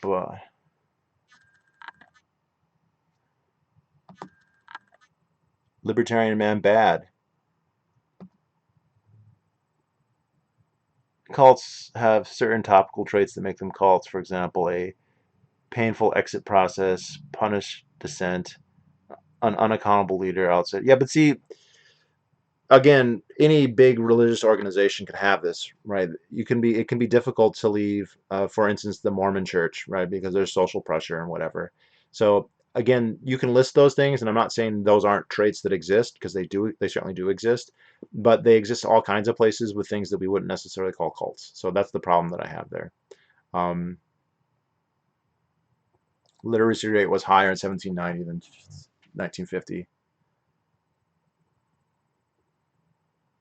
I do not like that you refuse to give people a chance if their parents do not have the knowledge, skills, and manners. That is messy. You are ignoring what I'm saying. The public schools don't give them a chance, motherfucker. They don't help those people. They don't help those people. I've said that repeatedly, and you're just kind of reasserting it. Okay, they will admit this, that they fail students who are coming from that demographic. And again, that is an argument for having welfare schools for people who need it, not for compelling everybody to go. Again, I've pointed that out every time. This is the third or fourth time, and you don't reply to that. It's like your cognitive abilities are too inferior to understand. That's a very simple point. I don't want to insult you. I appreciate that you watch and everything, but that's just stupid. Like,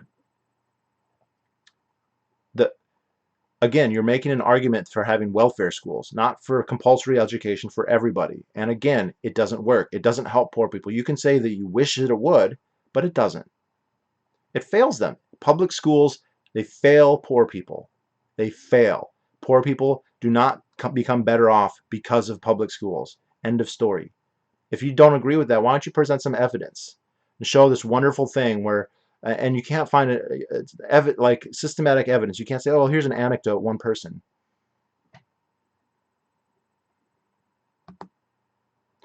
The only reason I know anything about anything is because I sought the knowledge out myself. I don't even know algebra despite taking multiple years of it.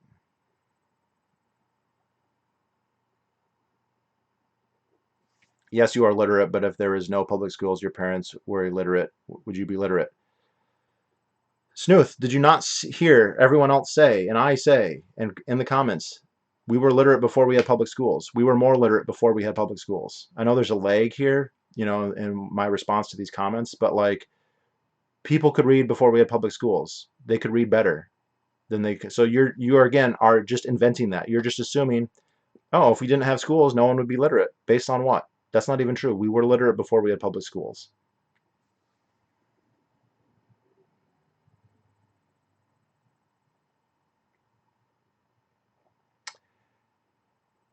Missed the beginning, and a word was the Waco show any good? We'll watch your previous review. Yes, it was good, and it was pretty accurate for the most part. Some qualifications, but I would recommend people watch it. Thanks for watching, Tortoise. Um, bu- bu- bu-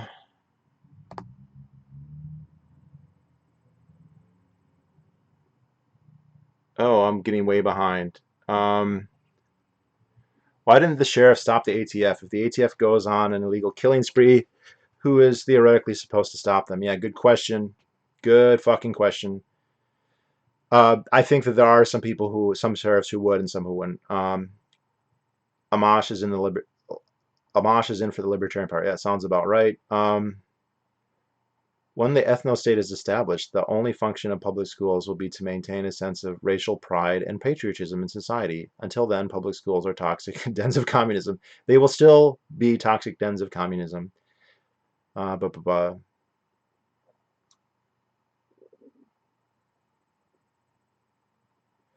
Got any thoughts on the whole R. Kelly situation? Nope, don't know who that is.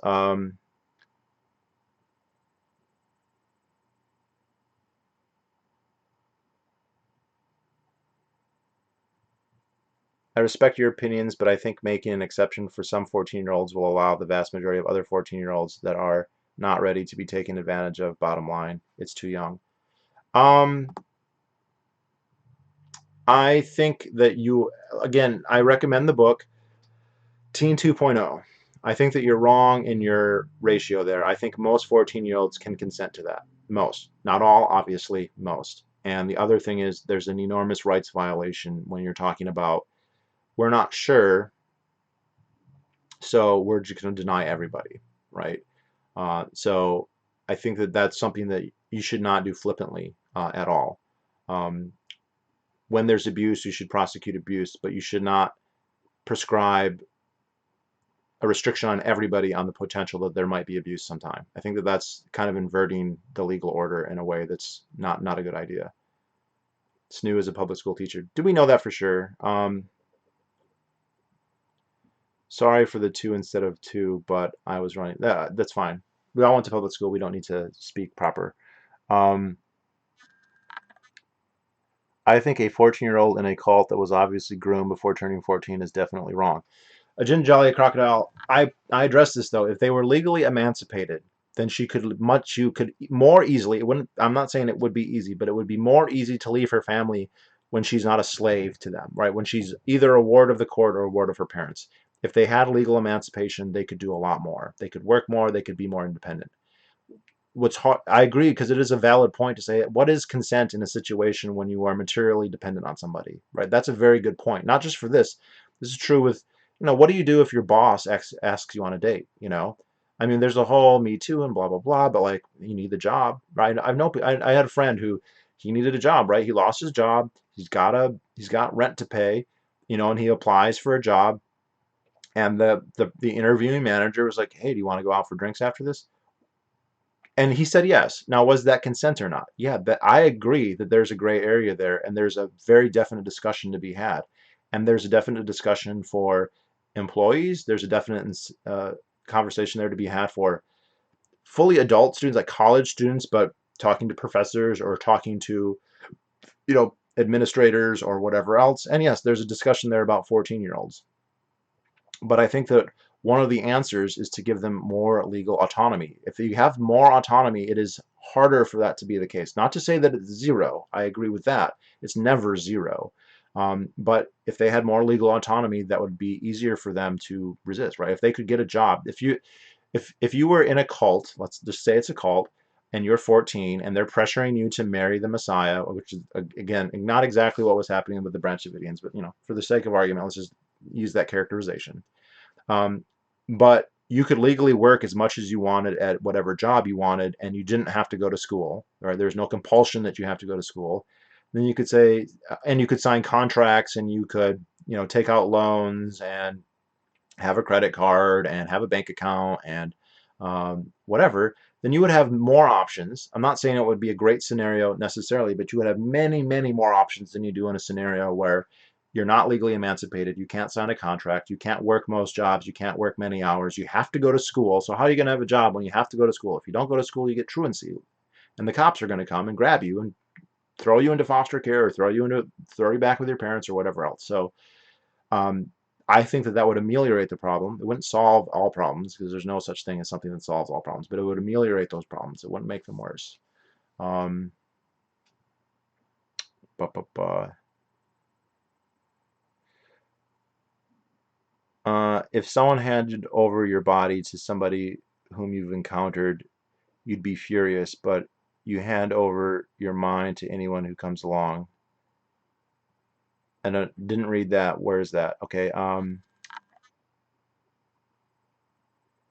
Yeah, the most annoying thing is we didn't see Janet Reno and Clinton share their thoughts on the decision-making process in deciding to attack Waco. Yes, and I pointed that out. I think she gets off. Reno and Clinton both are kind of given a pass here, and neither of them deserve it. The Clintons are ultimately the most responsible, but Reno as well, and the FBI. If the cops didn't have double standards, they wouldn't have standards at all. Okay, I wish he would have. I wish that Clavin would say that instead of being a conservative cuck. Um, You became an anarchist because of Waco. Yeah, go watch the video how I became an anarchist. But yes, ultimately, I was a big government socialist because I went to public school and I learned that government is the answer to everything. That's what I learned in public school. I don't know what everyone else thought that they learned. That was what I got taught, and that's what I believed. And I thought that it was benevolent and beneficent, and all it did was solve problems. And every problem that you could list, I would say the government should fix that. Welfare, government should fix that. Education, government should fix that. And environment, government should fix that. Defense, obviously. Law, obviously. Roads, obviously.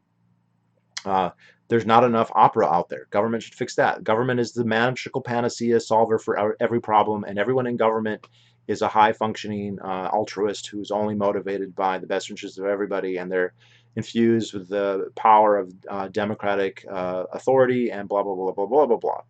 And then I learned about Waco, and I was like, oh, and they can murder people and get away with it on national television, innocent people for cynical, petty reasons. And I thought, okay, so they're good and they're also bad. They can do both. And I began a very long process, about a 10-year process, starting when I was maybe 12 and ending when I was, 22, 23, of thinking, okay, little by little, decreasing the number of things I thought they should do. Because I realized they can be good and they can be bad. Because way too many people basically think they can only be good. Like, yeah, they can make a mistake here and there, but systematically, institutionally, it's the answer to the question. Whatever the question is, government is the answer to some degree. I mean, the communists think government like completely everything, but even regular people like, well, yeah, we don't want the government to take over, but like they need to be involved in some extent, in some capacity. And Waco was what started me on the path of not believing that anymore. Um,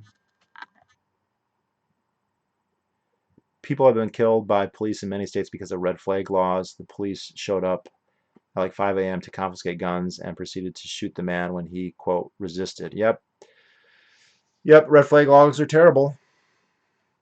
I'm heartened by the fact that people will die, like that they'll fight back. That's good at least. But yeah,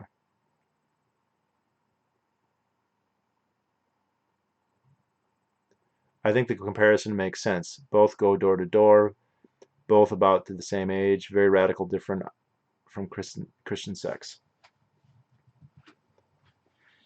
Uh, I watched more about history from watching guys like you than I ever did in school. Well, the main okay, so thank you, but the main thing there is Cinefan. It's fundamentally different if you are seeking the knowledge yourself, whatever it is, whether it's history or economics or how to be a mechanic or math, if you want to learn something and you go out to look for it, you will be much more engaged, you will be much more enthusiastic, you will apply yourself much more than if you're just told, you have to come here at 8 a.m. and you have to be here for 9 hours or whatever, and this is the curriculum that you have to take, and this is the parts of the, like, I loved history, but the stuff that they taught me in history class, I didn't give a shit about, so your motivation is completely different. So allowing some autonomy and self-direction makes all the difference, because you are literally wasting everybody's time when you have a generic curriculum, even if it's a curriculum people really thought hard about. I'm sure people in the NEA and the governor's task force on the curriculum and the student and the school board, I'm sure. I mean, let's be real, and I mean, obviously they're liars and they're self-interested and they're biased and all that stuff. But let's just say that they're benevolent and altruistic and they just really want what's best for everybody, and they do their level best, and they create, quote, the curriculum for, just your school, right? That's not the curriculum that's best for you, period. I don't care what they came up with, it's not. And you're not going to be invested in it, and you don't care, and you're just going there because you have to go, because it's compulsory, right? You have to go, or the police will come and arrest you. So, or you can go to a private school that meets the same requirements. And thank God you can do homeschooling, but half the public school teachers out there are trying to ban that. But uh, that's the reason. It's not because, I might know more than your high school teacher. Maybe I do, maybe I don't. But if you're going someplace because you want to learn, it's different from page one, from you have to go because it's the rule. And because you're making the choice to come here, your motivation is going to be different. I think IQ testing and character testing of law enforcement would be a vastly improved behavior. Yes, and it would also vastly reduce their numbers, which would also be good, because if they had IQ testing, most of them couldn't get hired, and we'd have a much smaller police force. And I think that that would be good. Did you take AP classes in school? Yes, not many though. I clept out. I took some tests and got AP credit for U.S. history and European history. So those would have been AP courses, but they weren't offered at my school. And then I took AP calculus, AP physics, and that might have been it. It wasn't a ton. And to be honest, I flunked both of those classes. I flunked calculus and I flunked physics. Like, they didn't flunk me. They wanted me to graduate, so they passed me, but I flunked them. I couldn't, like, the last calculus tests, not even the last, by like mid semester, I couldn't. I didn't even know what the questions were. Like, I'd get a test and I had no idea. It was all in Greek and I didn't understand any of it. I never studied. I never did any homework. And I mean, my dad was a math teacher and I didn't learn fuck all about math. So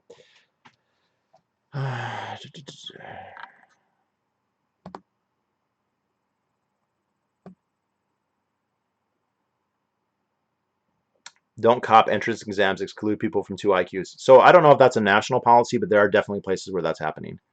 Um, you learn by being a self-starter. Stop acting like someone is going to save you from that.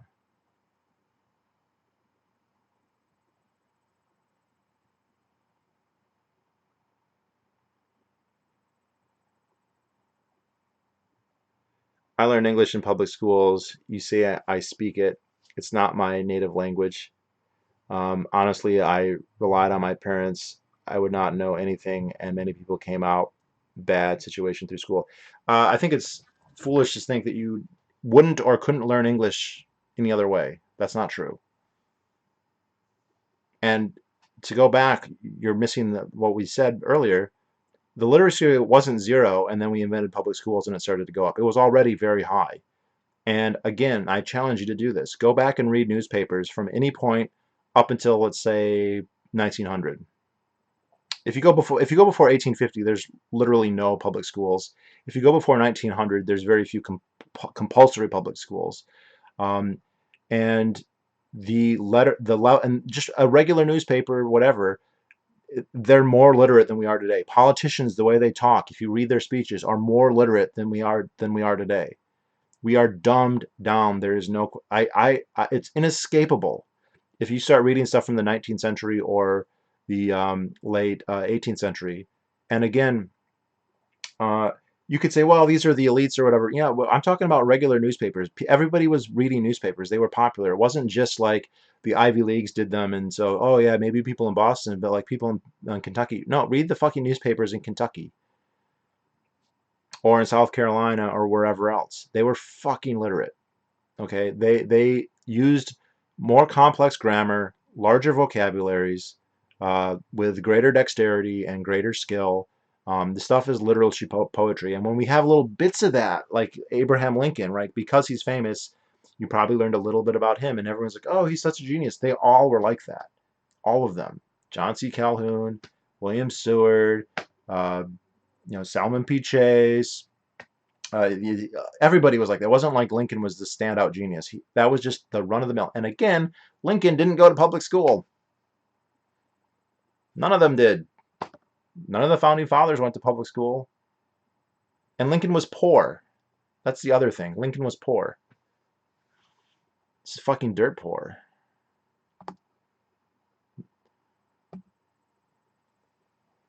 Mr. Arthur, please don't feed the trolls. I don't consider him a troll. I think he's making good faith arguments. They're just totally wrong. Um,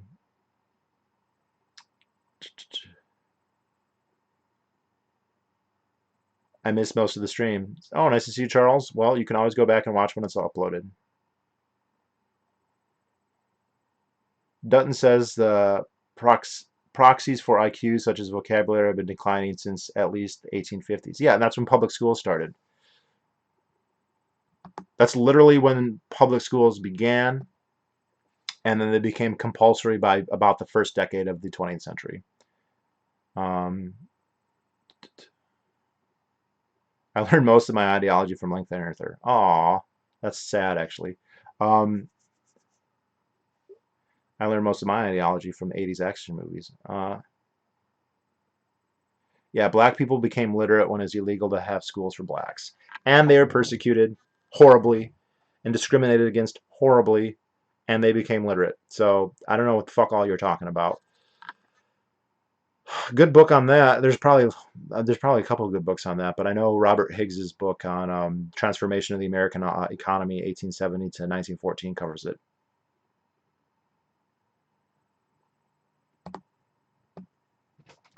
Public schools didn't help the slaves. I thought Northern teachers during Reconstruction put them in schools. Yeah, they weren't public schools though, Pentazoid. They were private schools, right? They were private churches who were going down and doing that. And you had blacks who had realized that literacy mattered to them, who were going out of their way to get their kids educated to the extent that they could. You shouldn't be talking to a commie. It's good to talk to commies.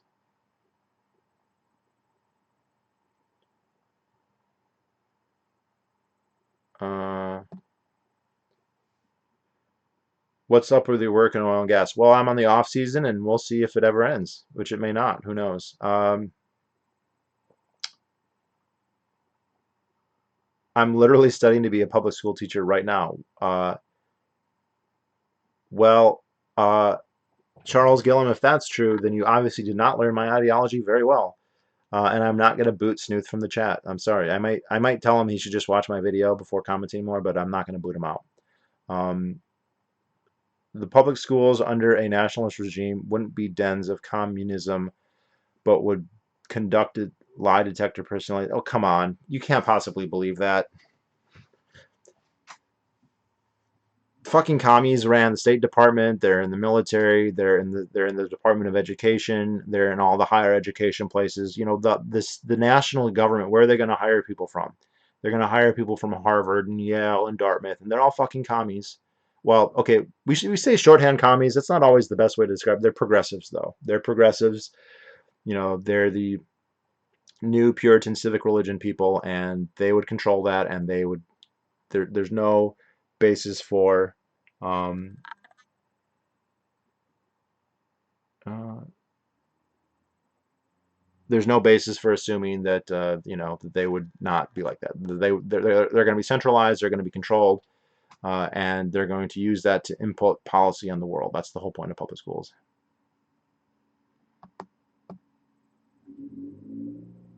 If only we had the right people in charge of the world would be better. Yeah, that's basically it.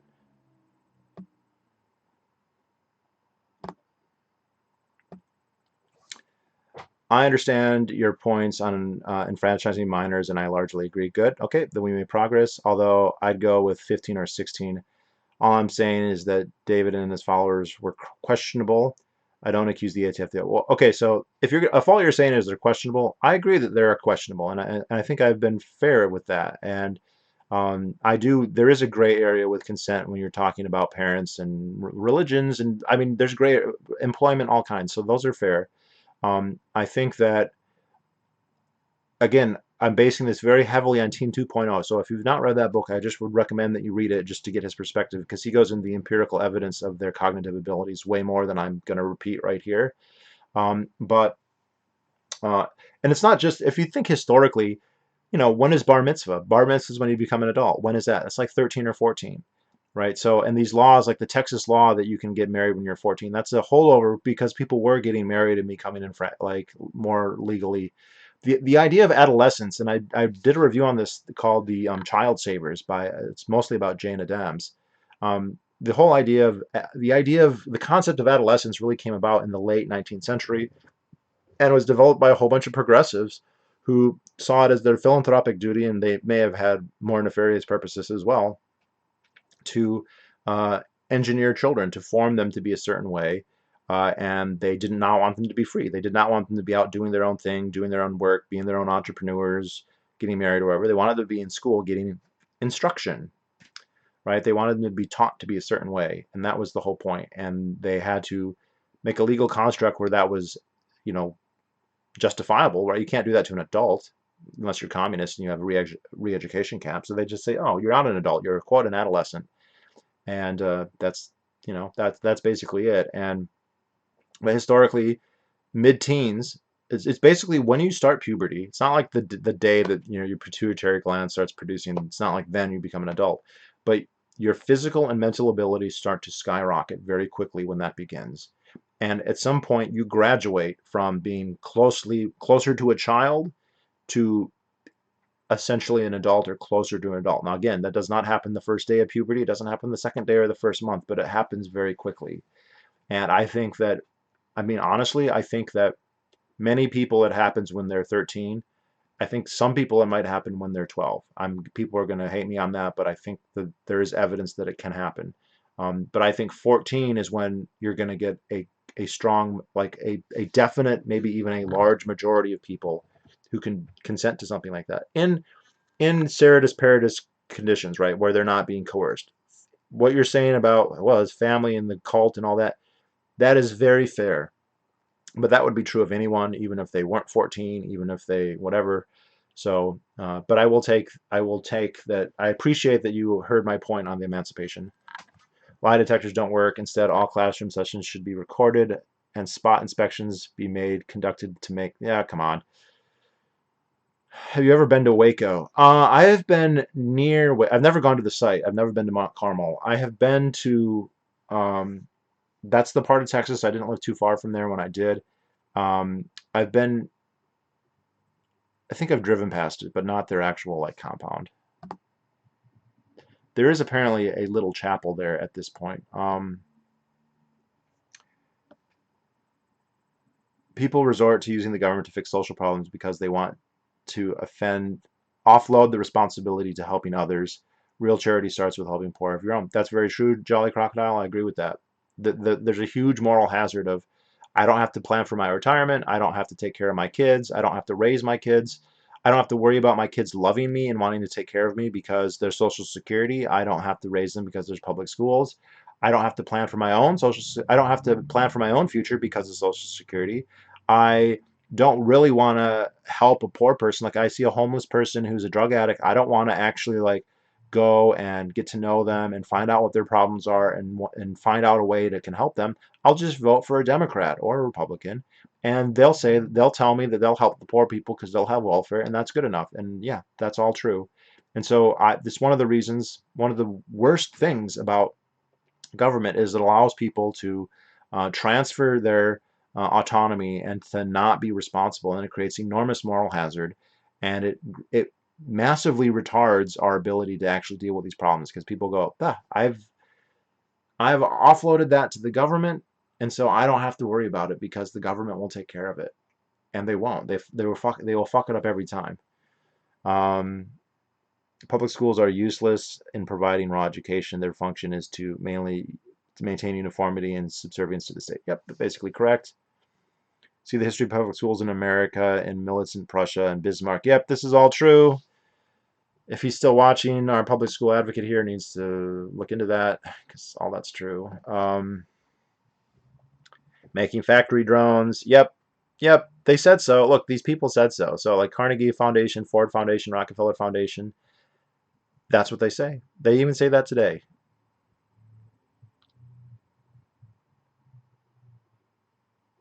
Have you seen noticed the push to call kids staying at home learning due to the pandemic distance learning instead of homeschooling? That's not normal. I haven't noticed that, but I'm not surprised. I don't really understand the liberal hatred of private schools. They attack Mike Bloomberg for saying that charter schools were part of the solution. They hate it because they want to control everything. Okay. Well, there's two. The teachers unions hate it because then they don't have teachers, they don't necessarily have unionized workers. But the main problem is they have a will to power and they want to control what everybody thinks. And so they don't want there to be any kind of independent alternatives. Now, with private schools, through regulations, they can curb them to some extent, but it's not as much. They want more control than that, and then that's why they absolutely hate homeschooling because they just have way less control over that. Um,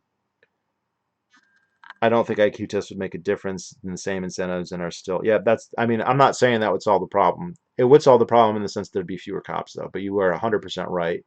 It doesn't change the incentives, and all the problems with police and the government still exist. The problem with the police and with the problem with government isn't that it's full of stupid people. I mean, it is full of stupid people, but it's got smart people too. Um, that's not the problem. Like the libertarian critique of government is not, well, it's just stupid people. I mean, that's often true, but that's not the real problem. I agree completely with your stance on homeschooling. One aspect is worrying for me, children's socialization if they are the odd few who do not attend public school, how do you think that could be addressed? There's no evidence that they're not socialized. This is, at first public school teachers, the anti-homeschool people were alleging that academically it would be inferior because how could lay parents possibly teach as well as the expert teachers? Well, they don't. I mean, the evidence that we have, and there are people who dispute how good the evidence is, but the evidence that we have is that they're academically better than public schools. Um, so there's been a shift in the rhetoric to basically concede that point and then say, oh well, socialization. Well, what does that even mean? The socialization that happens at public schools is harmful. Okay, real life is not a whole bunch of people divided by age cohort stuck together. So you're only people your age stuck in a room with an authority figure over you telling you everything. Okay, that's prison. That's not socialization. You don't have the autonomy to really go out and discover yourself to as much as you should. There's so much like you can go out for football or you could be in band or join the drama team or whatever. You have some options in schools, but they're very very constrained, right? In that institution, and there's no way to make that institution laissez-faire enough to really allow a full expression there. So this really isn't a problem. Homeschooling parents, they can still join Boy Scouts. When I was in Boy Scouts, there were homeschool kids there. They can join homeschool, leagues. When I was home, there was an article in the paper about a homeschool basketball team. There's homeschool bands. There's homeschool field trips. There's homeschool families who want their kids to socialize, which I think is most of them. There's lots of options, either with other homeschoolers or with other kids through other means. So, um, there's lots of most sport. Everyone's like, what about sports? Every sport you can name has leagues that are not public schools right now. Even though you have public schools soaking up a huge amount of the population and the demographics, you still have private hockey teams, private hockey leagues of soccer, private leagues, and sometimes they're better. And if public schools were actually abolished, they would be much larger. So I actually just don't think this is a problem. And if they were free, if you had free-ranging kids, or you did homeschooling a little bit, but they gave them a lot of autonomy, what are they going to do? They're going to go out and they're going to have friends and they're going to socialize. Or they're going to be introverts and they're going to stay inside and do that. But okay, that's what's good for them. So this was like the backup. This was the plan B argument when the academic argument failed to dethrone, or not dethrone, but to harm homeschooling. The new argument became socialization. But again, they don't even have a metric to measure socialization. So it to me is actually very weak. I love calculus. Well, you're very different from me.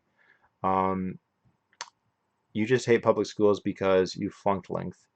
I can see right through you. There we go. That's the answer. Hello, I just woke up. It's 5 a.m. there. Good morning, Dread Pirate Alex. To be fair, there is less incentive to read today than there was in the late 1800s. There's way more entertainment options. Yep, that is fair. So public schools don't fix that problem though. So, boo boo boo.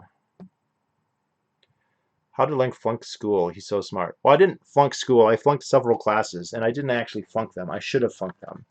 But as we know, um, public schools are a gold star. Okay, they're not actually teaching you shit. So like, I should have flunked calculus. I should have flunked French. I should have flunked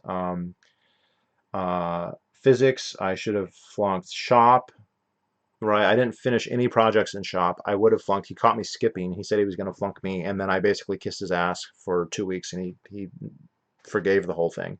Um, my physics and calculus teachers, they just gave me passing grades. My physics and calculus teacher did not say they were doing that, but they clearly did. I knew what my grade should have been. It was an F. I failed every test. The entire grade in my calculus class was based on the tests. There was no attendance grade. There was no homework grade. I didn't do homework at all. I didn't do one homework assignment the entire time. So I failed every single test and I passed the class. My French teacher even asked, do you need to pass the class to graduate? And I said, yes. And she goes, you pass. It is completely a gold star, a participation point. They didn't want to hold me back, say, oh, you can't go to college, you're dumb, blah, blah, blah, you're going to be a failure. They like, you're a good kid, you're a smart kid, you pass, boom, choo. Talk about equalization. It's a gold star. Everyone gets a gold star. That's equal. But oh, Glenn, you are just so flattery today. You said my full name in the stream. I've never been harder. Charles Gillingham. Do not become a public school teacher. Thank you. What a gay chat. People, this is not even remotely gay. Wait till I do my hypnotism live stream. That'll be fucking gay. My cousin is a public school teacher, and she started flipping out off the handle when I asked her opinion on charter schools. Yeah, they do fine. They do fine. Why is this so? The outrage is so clearly motivated by something other than what's best for the children. It clearly is. It's so obviously self-interested, whether it's because they're in a union or because they like a job or because they like their political power, because they like to control the kids. It's just so obvious. It's nauseating. It's nauseating. It's especially nauseating because these are the same people who will say, I only care about the kids. I'm altruistic. This isn't a great job, and I just do it because I love the kids, and all I care about is loving the kids, and you should esteem me because kids are our future, and blah blah blah. And then you say, hey, here's a school that, like, by whatever academic standards you use, is better and cheaper very often. No, fuck that school. Okay, well, you know what? You've been virtue signaling about your fucking love of children this entire time. You're just a little Eye of Sauron who wants to control the world.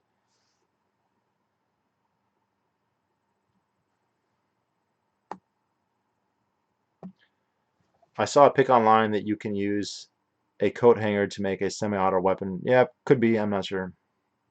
I'm not being a sycophant. I've been watching Mr. Arthur's for what I think is 10 years now. He's an excellent teacher. Oh, that's false because I've only been online for 9 years, but thank you. And you obviously didn't learn any. Wait. How old are you? You've been watching for 10 years and you're studying to be a public school teacher? The fuck, you start watching when you were 8? Um, Good luck being a teacher. I volunteered as a teacher once. I hated it.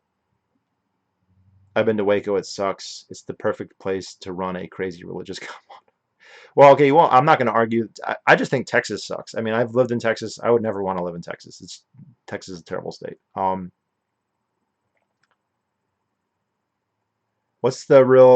really is the difference between commies and progressives? Commies just follow a logic as conclusion.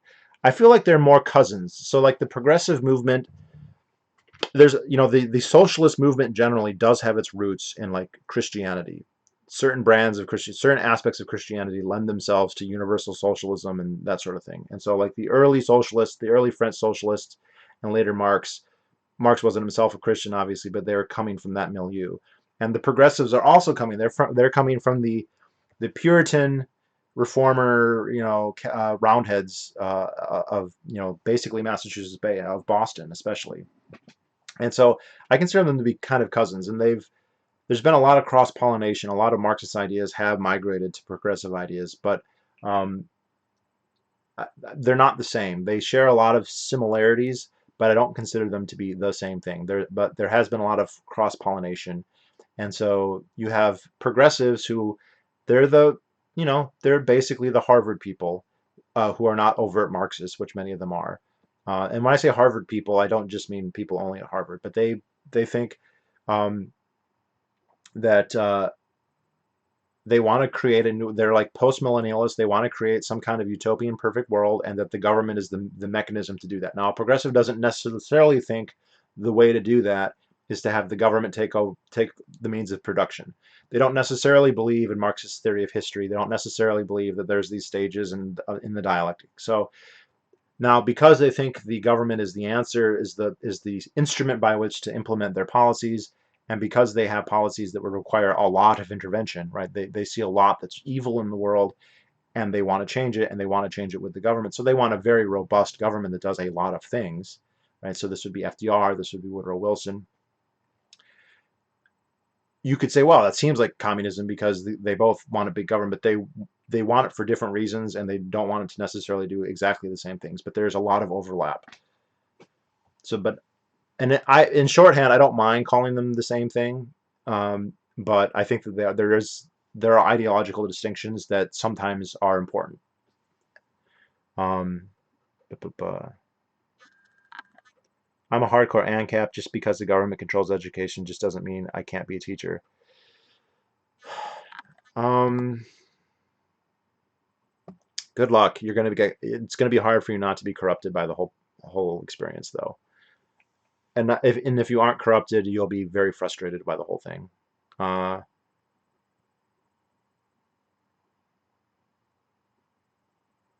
have a gun buddy who was a teacher for a year after getting out of the army. He took a lower paying job after only a year. I'll leave it at that. Haha, funny.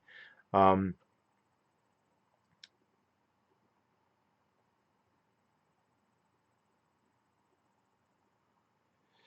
the decline of cognitive ability, according to Dutton Woodley, is the result of industrial revolution, improved medicine, and low IQ underclass produces more children. Yeah, yeah. So people aren't actually, the average is lower because fewer people are dying and more, whatever undesirables are breeding. Yep, that's fair. But public schools are then obviously not fixing that. And uh, yeah, I read the term teenager was created in the 1940s. Can't say if that's true or not. It is.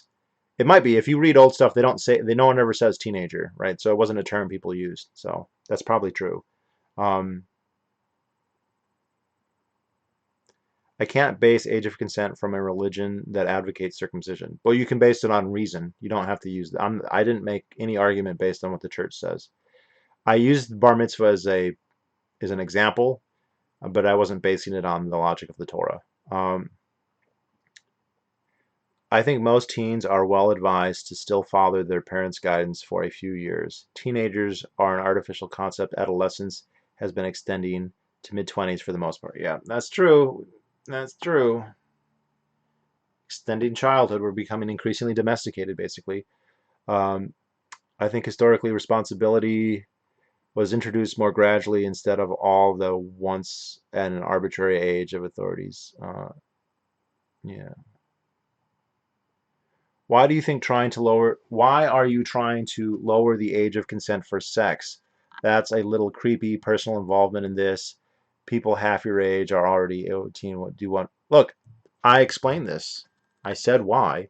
I think it's a rights violation because I think that the ability to consent is a cognitive ability, a cognitive and a physical ability. Right? So if you are physically capable of having sex and you are cognitively capable of making that choice, then I think that you should be allowed to do it. That's it. Now, let the chips fall where they may as far as that goes. And if we develop rubrics to determine that, and it turns out that you can't consent until you're 20, then that's what I support. Okay. I just happen to think that the empirical data suggests that if we do that, the age of consent will not be 20. It will be more like 14. That's why. That's the point. But you can strawman me and just say I'm a pedophile instead of engaging with the argument. I'm sure that, I'm sure you took seventh grade debate class, and that's what you're going to say. But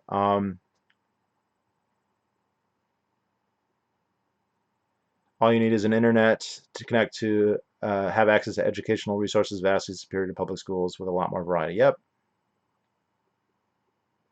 I'll stop killing people when my kids are 18. Killing people? What? Um, will affordable, widespread hovercraft finally kill statism by ending our dependency on government's secret road building knowledge?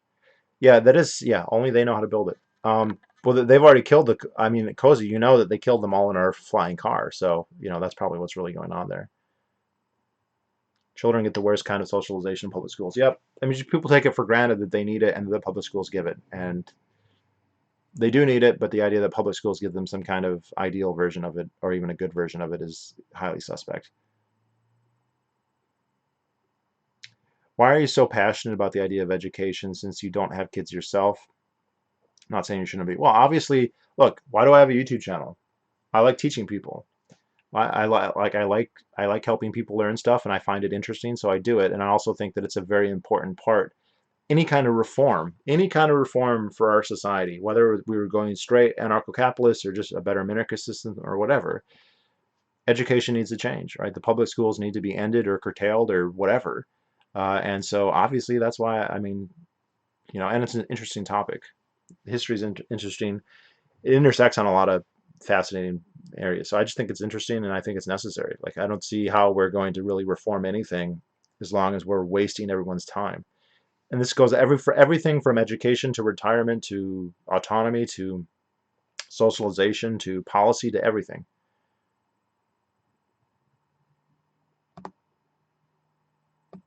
Most people in government aren't even bad or unethical people. Government's problem is it creates horrible incentive structures that are highly destructive to the welfare of society. That's very true. Nice to see you, Parisia. Power corrupts and allows inefficiencies to persist. Yeah, and ossifies them and makes them institutional so they never go away and they can't be reformed. Power doesn't corrupt, it just reveals what's already there. I think that there's some truth to the idea that it does corrupt. Not everyone all the time or to the same degree, but it's definitely an influence. Um, I thought you would be a straight A student in high school. Nope. I was a straight A student up until 8th grade, and that's when it started to slip.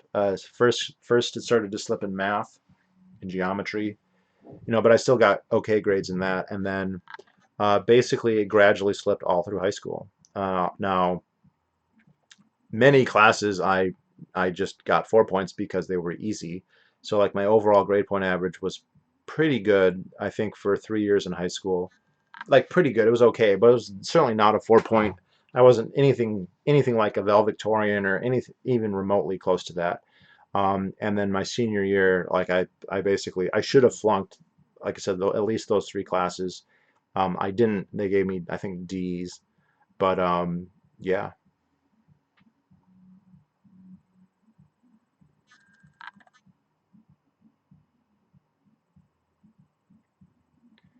Um, what grade did you get in economics? I never took economics. That wasn't even an offered class as far as I'm aware. I never took it in college either. Um, which is probably why I know what I know. Um, it's interesting. I have a good friend, not a good friend, but a friend of mine who got a degree in economics from the university that I went to. And he's now a big libertarian and big into the Austrian school. And I was like, "Did you learn about the Austrian school in college?" And he's like, "Nope, they never mentioned it. They read they mentioned Hayek once or twice, but that was it." And he picked up Austrian economics after college. So when you hear all these people who are like, "Well, I have a degree in economics and I don't believe in the Austrian school," not that there aren't valid critiques. There certainly are valid critiques of the Austrian school, but like most of them were never taught it. So they didn't wrestle with the ideas even in the least. And this guy He's like, I found it very compelling after I read about them independently. Uh, do you think they gave you good grades because giving you bad grades would make them look bad? No, they didn't. Look, the classes that I got good grades in, I aced. Okay, so when I took a history class or a geography class or a music class or uh, whatever, there are many classes that I got an easy A in. The classes that I did poor in, I honestly didn't. I did bad in, and they didn't give me good grades. They gave me D's. They should have failed me, but they gave me D's. And I think that they did it because they knew I was a smart guy, and they knew that like it's not done. You don't fail people who are normal. You fail people who are abnormal. And you basically would be ruining somebody's life, or not ruining it, but you would be doing a huge amount of harm. And for what? Because they didn't learn calculus. Like plenty of kids in the school weren't taking calculus at all, right? So you have kid A who aces algebra or algebra 2. There's plenty of people who were 3 or 4 years, like 2 or 3 years behind me in terms of math when they graduated. I had been put in an accelerated math program when I was younger, and so I was a couple years ahead of most people, and in math anyway. And what's the so I mean, what are they going to say? This kid failed calculus, so he's not going to graduate. But this other kid who never even got to calculus but got a 2.5, he's going to graduate. It's just, I mean, look, they didn't tell me their logic, so I'm speculating here. But the point is that it's just a gold star. I went to class. I was there. I was a smart kid. I was a good student in the sense that like I didn't cause problems and they liked me. I know my calculus and physics teacher is the same guy. I know that he just liked me. He respected me even though I was doing bad in his class and he knew I didn't give fuck all about his class. And so my guess is that he was just like I'm not going to cause a speed bump or a problem in this guy's life, so he's going to pass my class, because I didn't give him a reason not to like me. And so he did. And then my French teacher, it was a little bit more personal with her. I had been friends with her son growing up. We weren't anymore, but we had been friends in elementary school. And then it's a little bit more personal than that. She had another son who died of cancer, and there was an emotional nostalgia there. It doesn't matter, but she said, do you need to pass this class? And I said, yes. And she goes, okay, you pass, and then just, literally just changes the grade, and so it was a gold star. You graduate.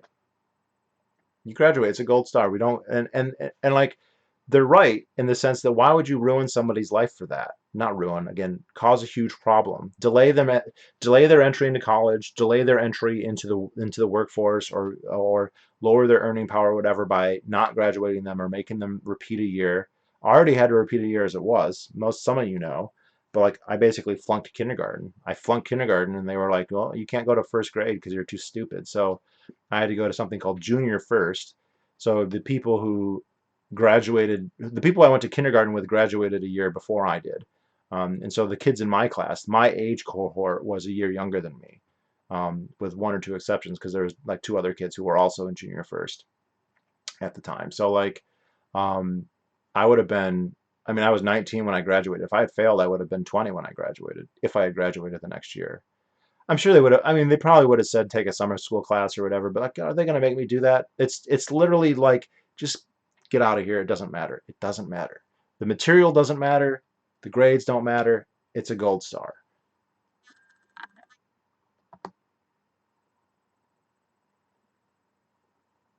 I want him to say my full name too. Dread Pirate Alex. Alexandros Cortis. There we go.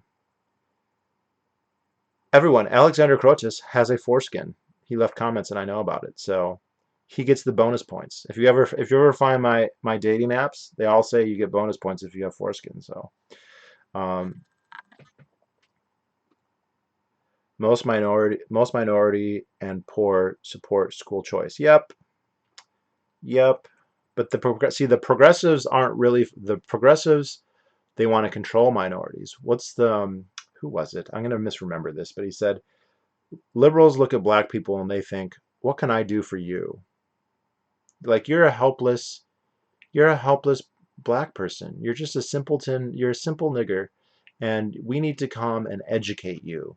We need to teach you how to be right, and how to act the right way and to think the right way and to elevate you, to elevate you from what you are, because what you are is degraded. This is the way they think. And it's not just about slaves. They think this about Africans too. They look at Africans and they're like, you are not, you poor simpletons. Let us come and teach you how to be right. We're going to teach you how to be right, and you're going to owe us everything. It's condescending as fuck, and it's evil as fuck.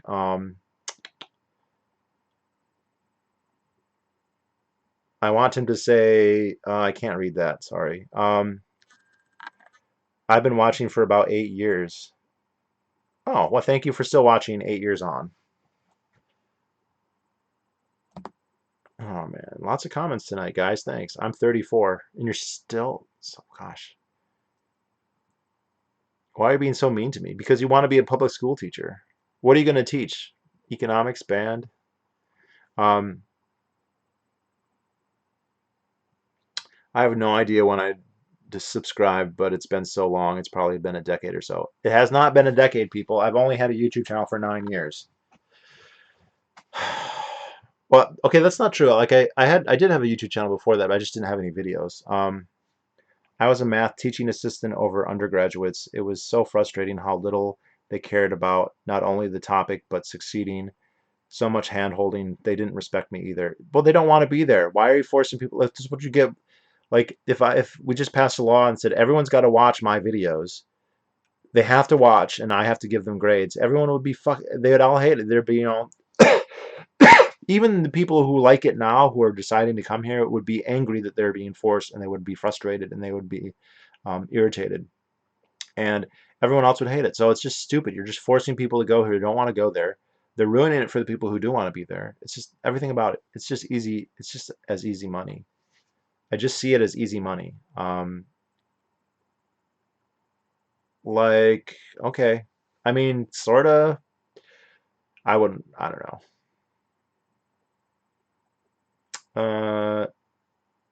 I already know enough math to teach high school. I just study on my own. Yes, Texas does suck. So you please stop moving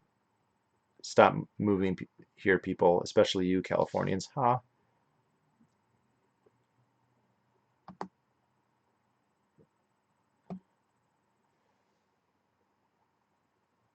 They know they are graduating and get their jobs. I literally just started yesterday. Started what? Uh, if you're if you've heard of Moldbug, he thinks progressivism is just like Christian heresy. Is just a Christian heresy. Nominalism itself was spawned by Christians, so our modern ideologies have theological origins. Luther was a nominalist. Yeah, I think that's. I mean, okay, I got to be honest. I'm not an expert on nominalism, um, or Arianism, or any of the like the greater you know aspects of Christian theology. But yes, I think that that's correct. That most of these people were starting off as theologians and were heavily influenced by Christian theology. Um,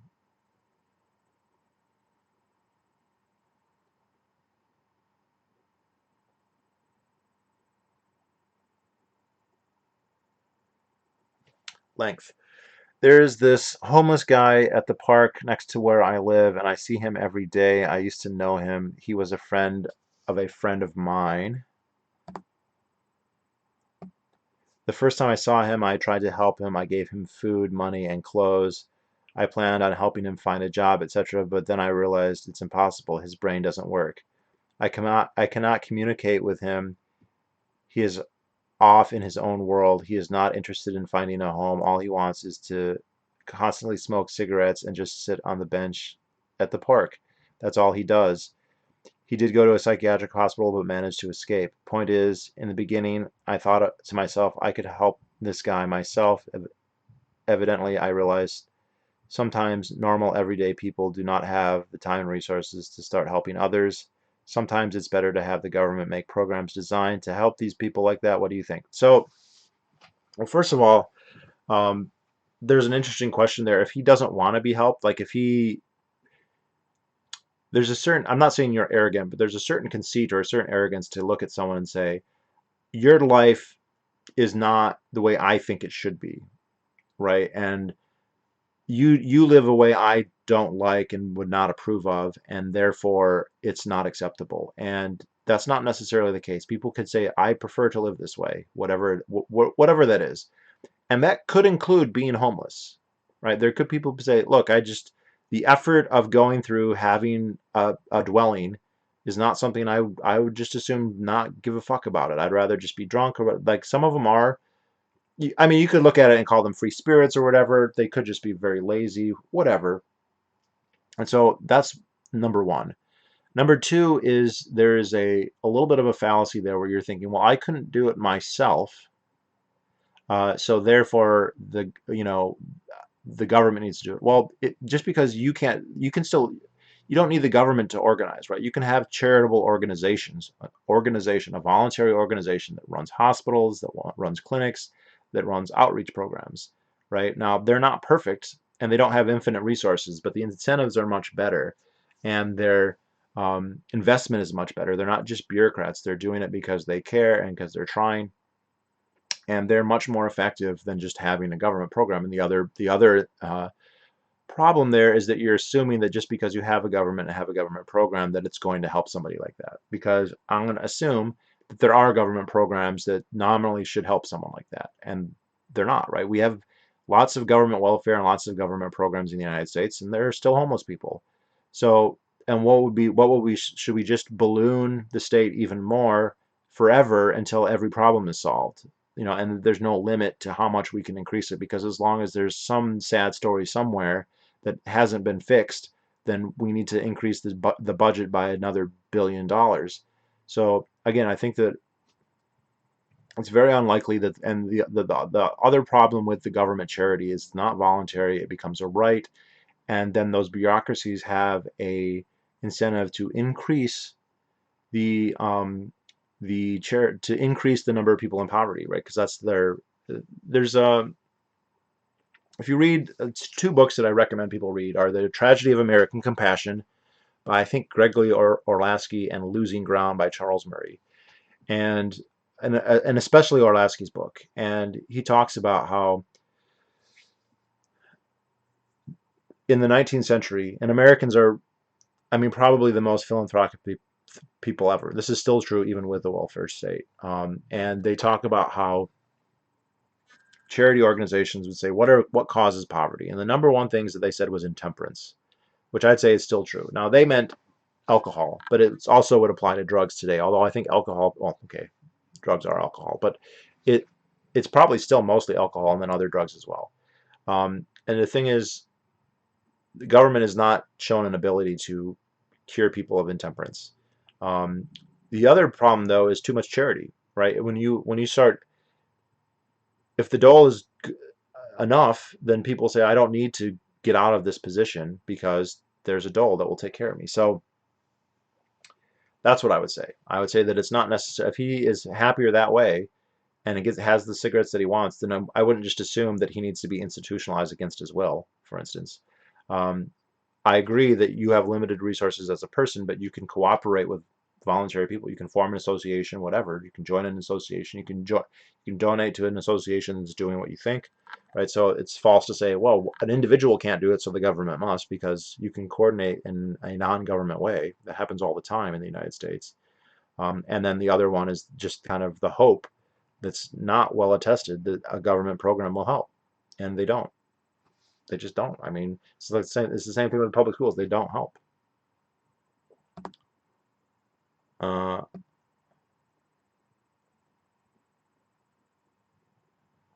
how lagged is this chat? Like,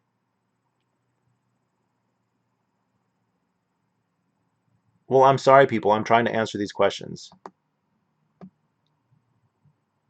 IQ is not down. Flynn effect. I think people debate this though.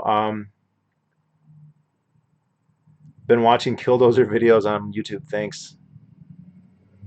How did I not remember this happening? Because they didn't want to lionize a hero.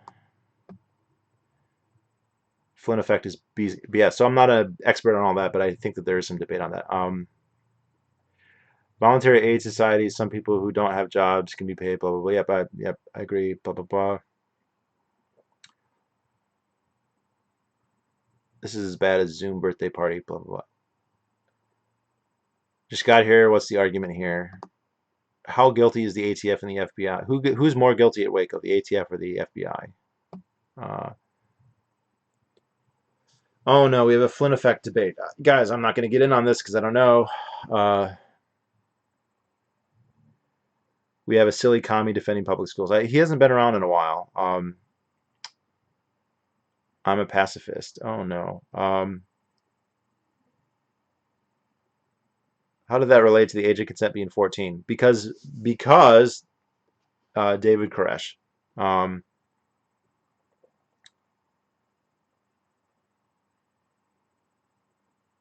we do have something akin to flying cars. Look it up. It's called paramotors.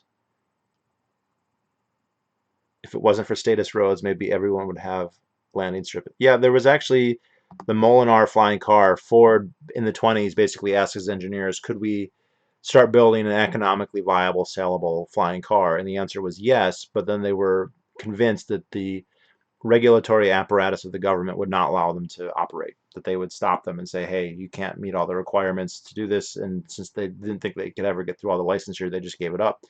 Obviously, the first models would have been expensive and not that many people would have had them. But this was the 1920s. So by now, especially if something like World War II had not happened, um, who knows? It could be the Jetsons world. Um,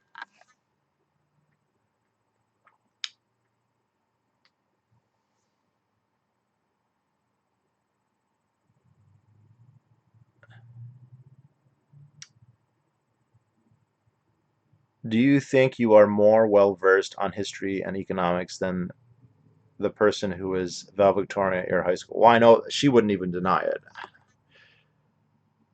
She would not. I would say that, and she would say that too. She was a valedictorian because well, first of all, did they even, I'm trying to remember if they even,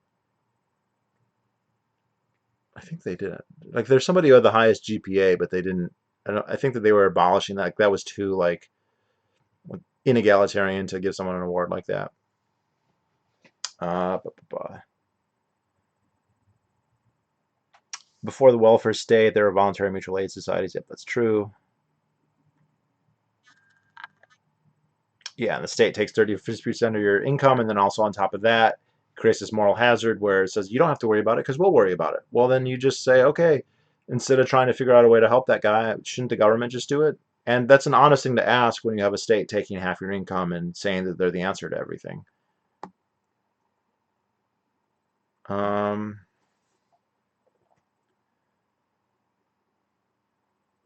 some people cannot be cured. That's sadly true. And so giving the state the power with the hope that they will is horribly misguided. This man is clearly schizophrenic. How did you flunk kindergarten? What the fuck? I didn't even know that was possible. Yeah, so I've been curious about this. I actually don't know how it happened. I've been curious about it. Nothing was told. Like, they didn't sit me down and be like, listen, Lengthyounarther, uh, you are failing kindergarten because of this reason. And it is funny because there was a kid in my kindergarten class who was like legitimately retarded and continued to be retarded through his entire time, right? When he graduated, he was a retard. And uh, so, no, I don't know. I never got a straight answer on that. And I asked a couple people, so no idea. Flunk kindergarten, you failed your ABCs and one, two, threes, apparently. Have you ever seen the 2007 film There Will Be Blood? I saw the very beginning, but that's it. I've heard it's great and I want to watch it, but I have not seen it. I was held back a year too. Myself and the teacher clashed. It was self-contained class. So I just was talking to my 99-year-old grandmother, and she graduated high school when she was 16. And I was like, how did that happen? Well, she moved up a grade. And the reason she moved up a grade was because, and she's smart, but that wasn't the reason. The reason was she was in like a small, like a very small school. And she was the only person who was a third grader. and then there was like, five kids who were fourth graders, and the teacher just did not want to be bothered to have two separate classes and to have to do, third grade curriculum and fourth grade curriculum. So she's like, hey, you're just going to be in fourth grade now. You can handle it. And so she ended up graduating when she was 16.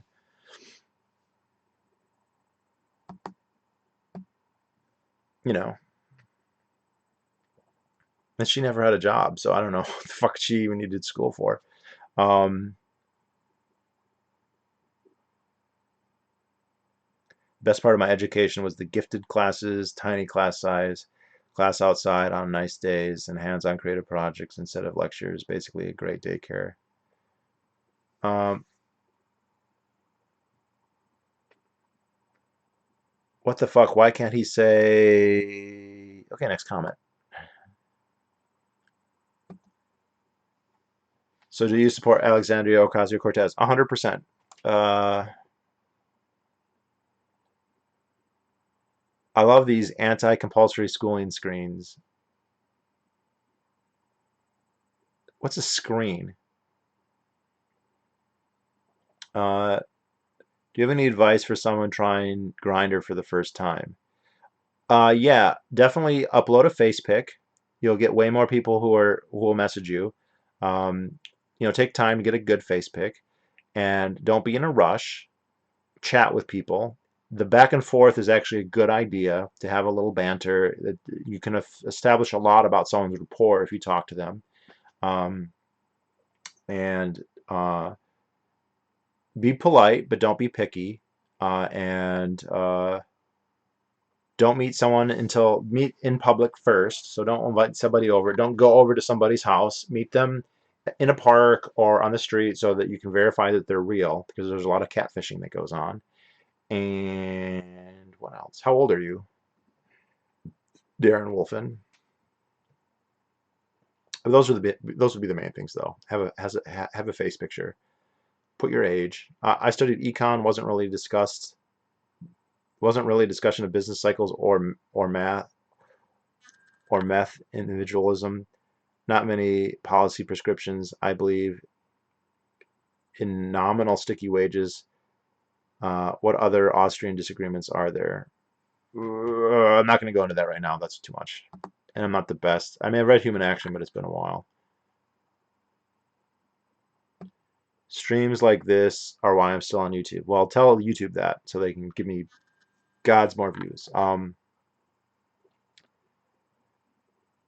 Don't teach math. Also, that is the most hated subject. Students will not care and will be difficult. It's also dull and a low level. Yeah. The homeless guy is obviously an unmedicated schizophrenic. Most homeless people aren't homeless because they're poor. He probably blows his disability stipend on cigarettes. I've seen similar here. Yeah, and like it goes back to it's intemperance. Now, intemperance typically you think of alcohol, but it could be anything, and that's a really hard problem because if you just give them money, they'll blow it. Um, the Flynn effect is due to people getting better at IQ tests. You can't just compare IQ scores. That's why I'm don't think we should compare IQ scores. I think you should read newspapers and read speeches and read how politicians talk then and how they talk now when they're addressing a crowd, and you can see that they were way smarter back then. Uh, bu- bu- bu-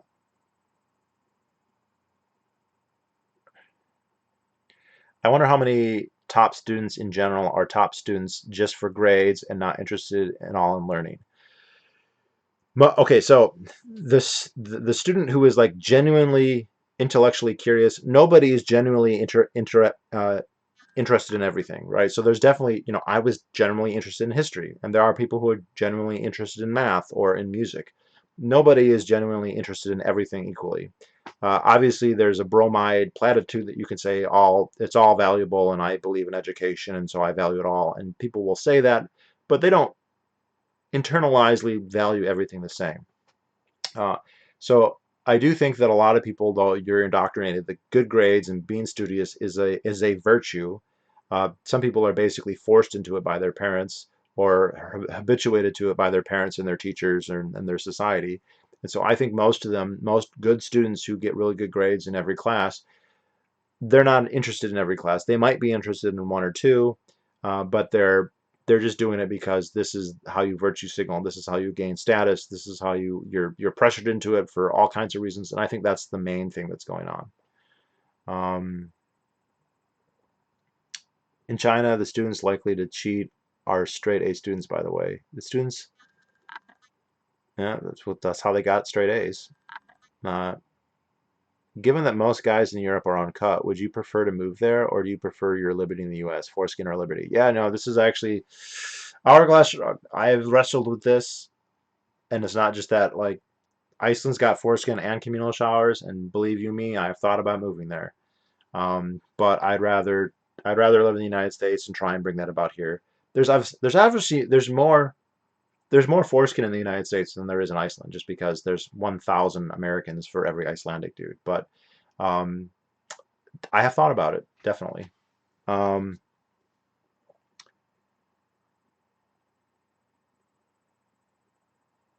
he drops the R bomb like crazy, but is afraid to say, huh? What?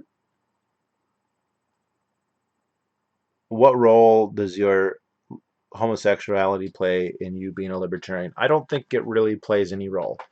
I knew I was gay before I was a libertarian. Thinking about and being gay did not motivate me in any of my political ideas. I think that the standard politically active gays are not libertarians. There obviously are parts of the ideology that are pretty compatible, but that's incidental. I'm a libertarian. My politics are libertarian. So, yeah. Awesome grinder recommendations. One of these days, I'll follow some of those. Huh? Um, why do why would you say many gays are stereotypically gay and easy to tell, but you aren't? What's the reason behind that? Thanks. Lots of gays are not stereotypically gay. I think what there is in the past you had to have before Grinder and Tinder and all that, or going to a club, you needed to broadcast that you were gay in a way that could communicate that so you could meet other guys. If you just were straight and you acted straight, you could pass two straight acting guys could pass each other and they would not know that they passed each other, and then they would miss an opportunity, which could have been rare depending on where and when you lived. So by adopting gay mannerisms and over the topness, this is my feel. This is not a proven fact, but this is what I think. It was a way to signal that you're gay to attract partners and attention. But there might be other reasons about just the gay subculture, and then it is interesting because I knew a guy in college who was in the closet who acted straight, and then he came out when I met him he was in high school and he acted straight. He went to college and became very flamboyant and over the top and lispy, like his accent changed and everything. And I wondered, like, was he suppressing that and then let it out, or is he? And I don't know the answer. But there are plenty of guys who act straight, but you wouldn't know that they were gay, so you wouldn't register that that was what was going on. Um, they were way smarter back then. Have you read Amusing Ourselves to Death? Author thinks media is dumbing us. The Shallows by Carr extends his theory to the internet. Yeah, it makes sense because what do we, I mean, the worst culprit in the 20th century is television. Like television is clearly very harmful for people. So please don't watch the Waco thing because it's bad. It's something where you're in a highly suggestive state. You're very passive, and it's not the same. Now, in the 19th century, what would you do? Well, you could go out and do things, or you could, if you stayed in, you would read. And reading is much more engaging and much more cognitively valuable. So I think there's a lot of truth to that. And then you throw on video games, you know, adds a whole other level to that. So yeah, and I'm very. I mean, I binged Waco one day, but normally I never watch anything unless I am eating, and the rest of the day I'm reading or walking or jujitsu or whatever. And I do think it's so easy to veg. I used to be a vegger. I used to just go and turn on the TV, and then after by high school I was getting less involved in that, and by college I just didn't even have cable anymore. So, but yeah, I think there's a lot to that. Those sounds like good books too. Amusing Ourselves to Death. If you read Bowling Alone by Robert Putnam, he has a whole chapter on television, and it's very sobering. TV is very, very bad for society, and it's very, very bad for you. Why go on Grindr in the first place? The promiscuity is depressing. Yeah, says you. Um, I know a few gays, and none of them are gay and easy to tell. Yeah, it's not as easy to tell as people think. Um, an, an awesome thing about paramotors can get started with good gear for about 10K. Compare with when you realize that you don't need a license insurance and you'll never get pulled over. Wow, that sounds cool. Were you overtly political in high school? Not really. I was starting my political process, but I was not overtly political at that point. Um, that's interesting. Thanks. Like, do you want a family? Do you want children? I do want children, but do I want them enough to go to the effort of having one? That's the question. And can I possibly stand having sex with a woman? That would be so difficult for me. Um, Math is binary. The answer is either right or wrong. Correcting papers is easy. Ah,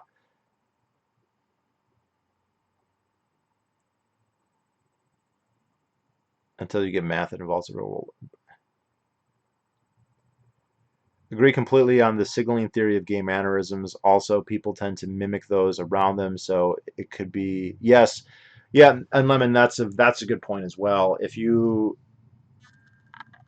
I noticed this. If I spend a lot of time with gay dudes, which I don't, I mean, I meet a lot of gay dudes, but I'm not like surrounded by them constantly. But when I've gone to events where I am around a lot of gay friends, and they're typically friends of mine, but five, six, seven, 10 gay dudes all the time, even for just a couple days, you do start to like think differently and act differently and speak differently. I had an experience where I was hanging out with, it was in DC at a Students for Liberty conference, and there's a lot of gay libertarians in DC, and I know many of them and have for years, and um, I was hanging out with several of them for most of the conference. We were all sleeping together, not like in sex, but like there were like 8 of us sharing an apartment, and some of them are also YouTubers. So there are YouTubers out there who I know and blah blah blah. Anyway, um, we went to lunch. We had brunch, uh, and it was all gay dudes, and then one straight guy who said, "Hey, I want to come." I think he was just lonely, and he'd been talking to some of us, and he's like, "I want to go," and I was like, "Listen, buddy, I don't think you want to do this." And he's like, "Oh, come on, I don't mind. I don't mind about gay people." And it's like, all right. And I mean, so we were just having brunch at this place in DC, and I mean, the table talk was not the table talk he wanted to hear when he was eating brunch, and I'll leave it at that. But I became very self-conscious about, wow, this is, the way we talk is very different from the way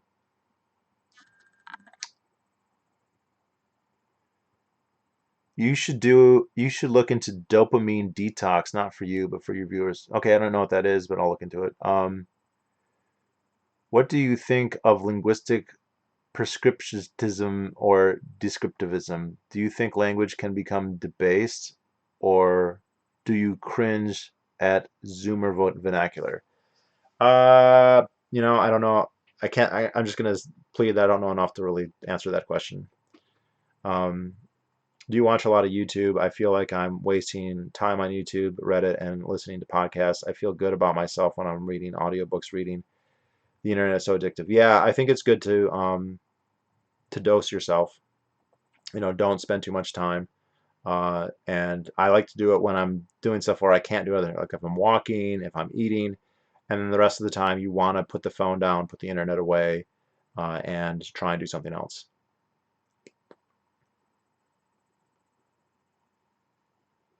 Speaking of dopamine diets and media rotting your brain, I've been addicted to 4chan since 2006 and YouTube since 2008. Please send help. Sorry, no help here. You're in the wrong place for that.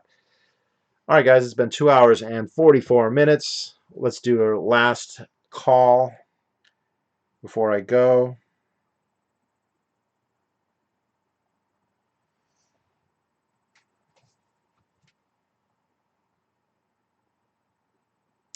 If given a choice, could you give up TV series, movies, or books? I could give up TV series and movies. I don't watch them enough. I'd be fine. So that's an easy choice for me. I wouldn't say that I never watch it and there aren't any good ones that I haven't enjoyed because there are, but I could give it up.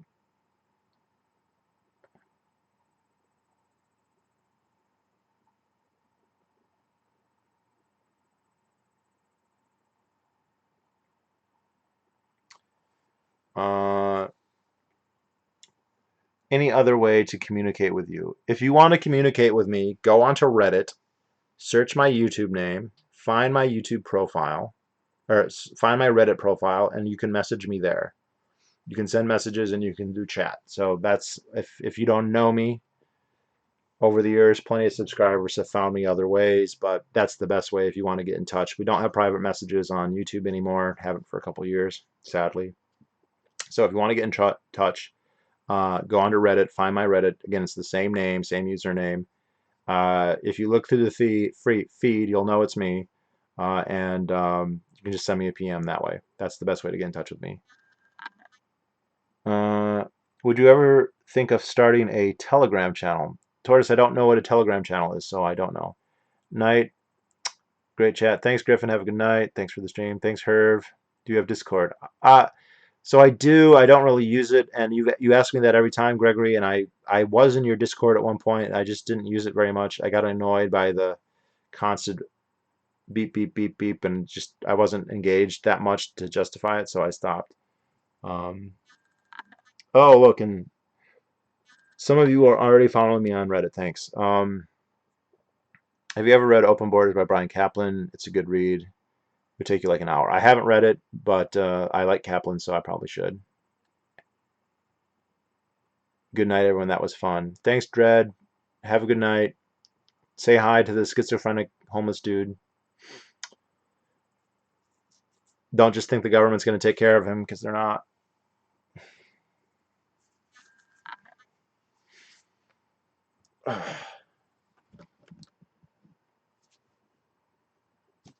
Killdozer, long live.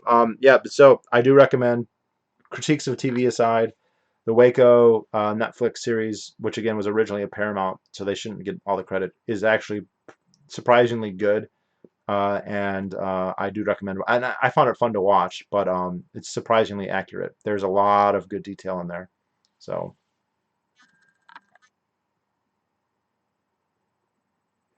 you should get entropy for people to post questions as opposed to regular chat. Don't know what that is, so I don't know. Message me on Reddit and tell me about it. How do people get into reading books when it's difficult for them to do so? Find a topic that you're interested in and read about that. Don't read what you think you should read or what people tell you to read. Find something you're actually interested in and find something that is only in a book, and that's how you get into it. Discord is monitored by the SPLC. So is everything. Followed you on Reddit.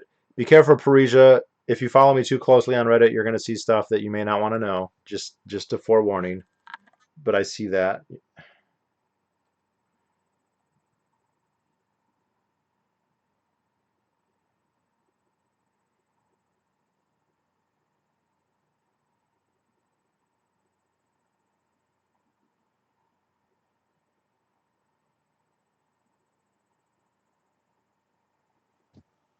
All right, guys. Well, thank you for watching, and I hope everyone stays safe and stays active and keeps engaged.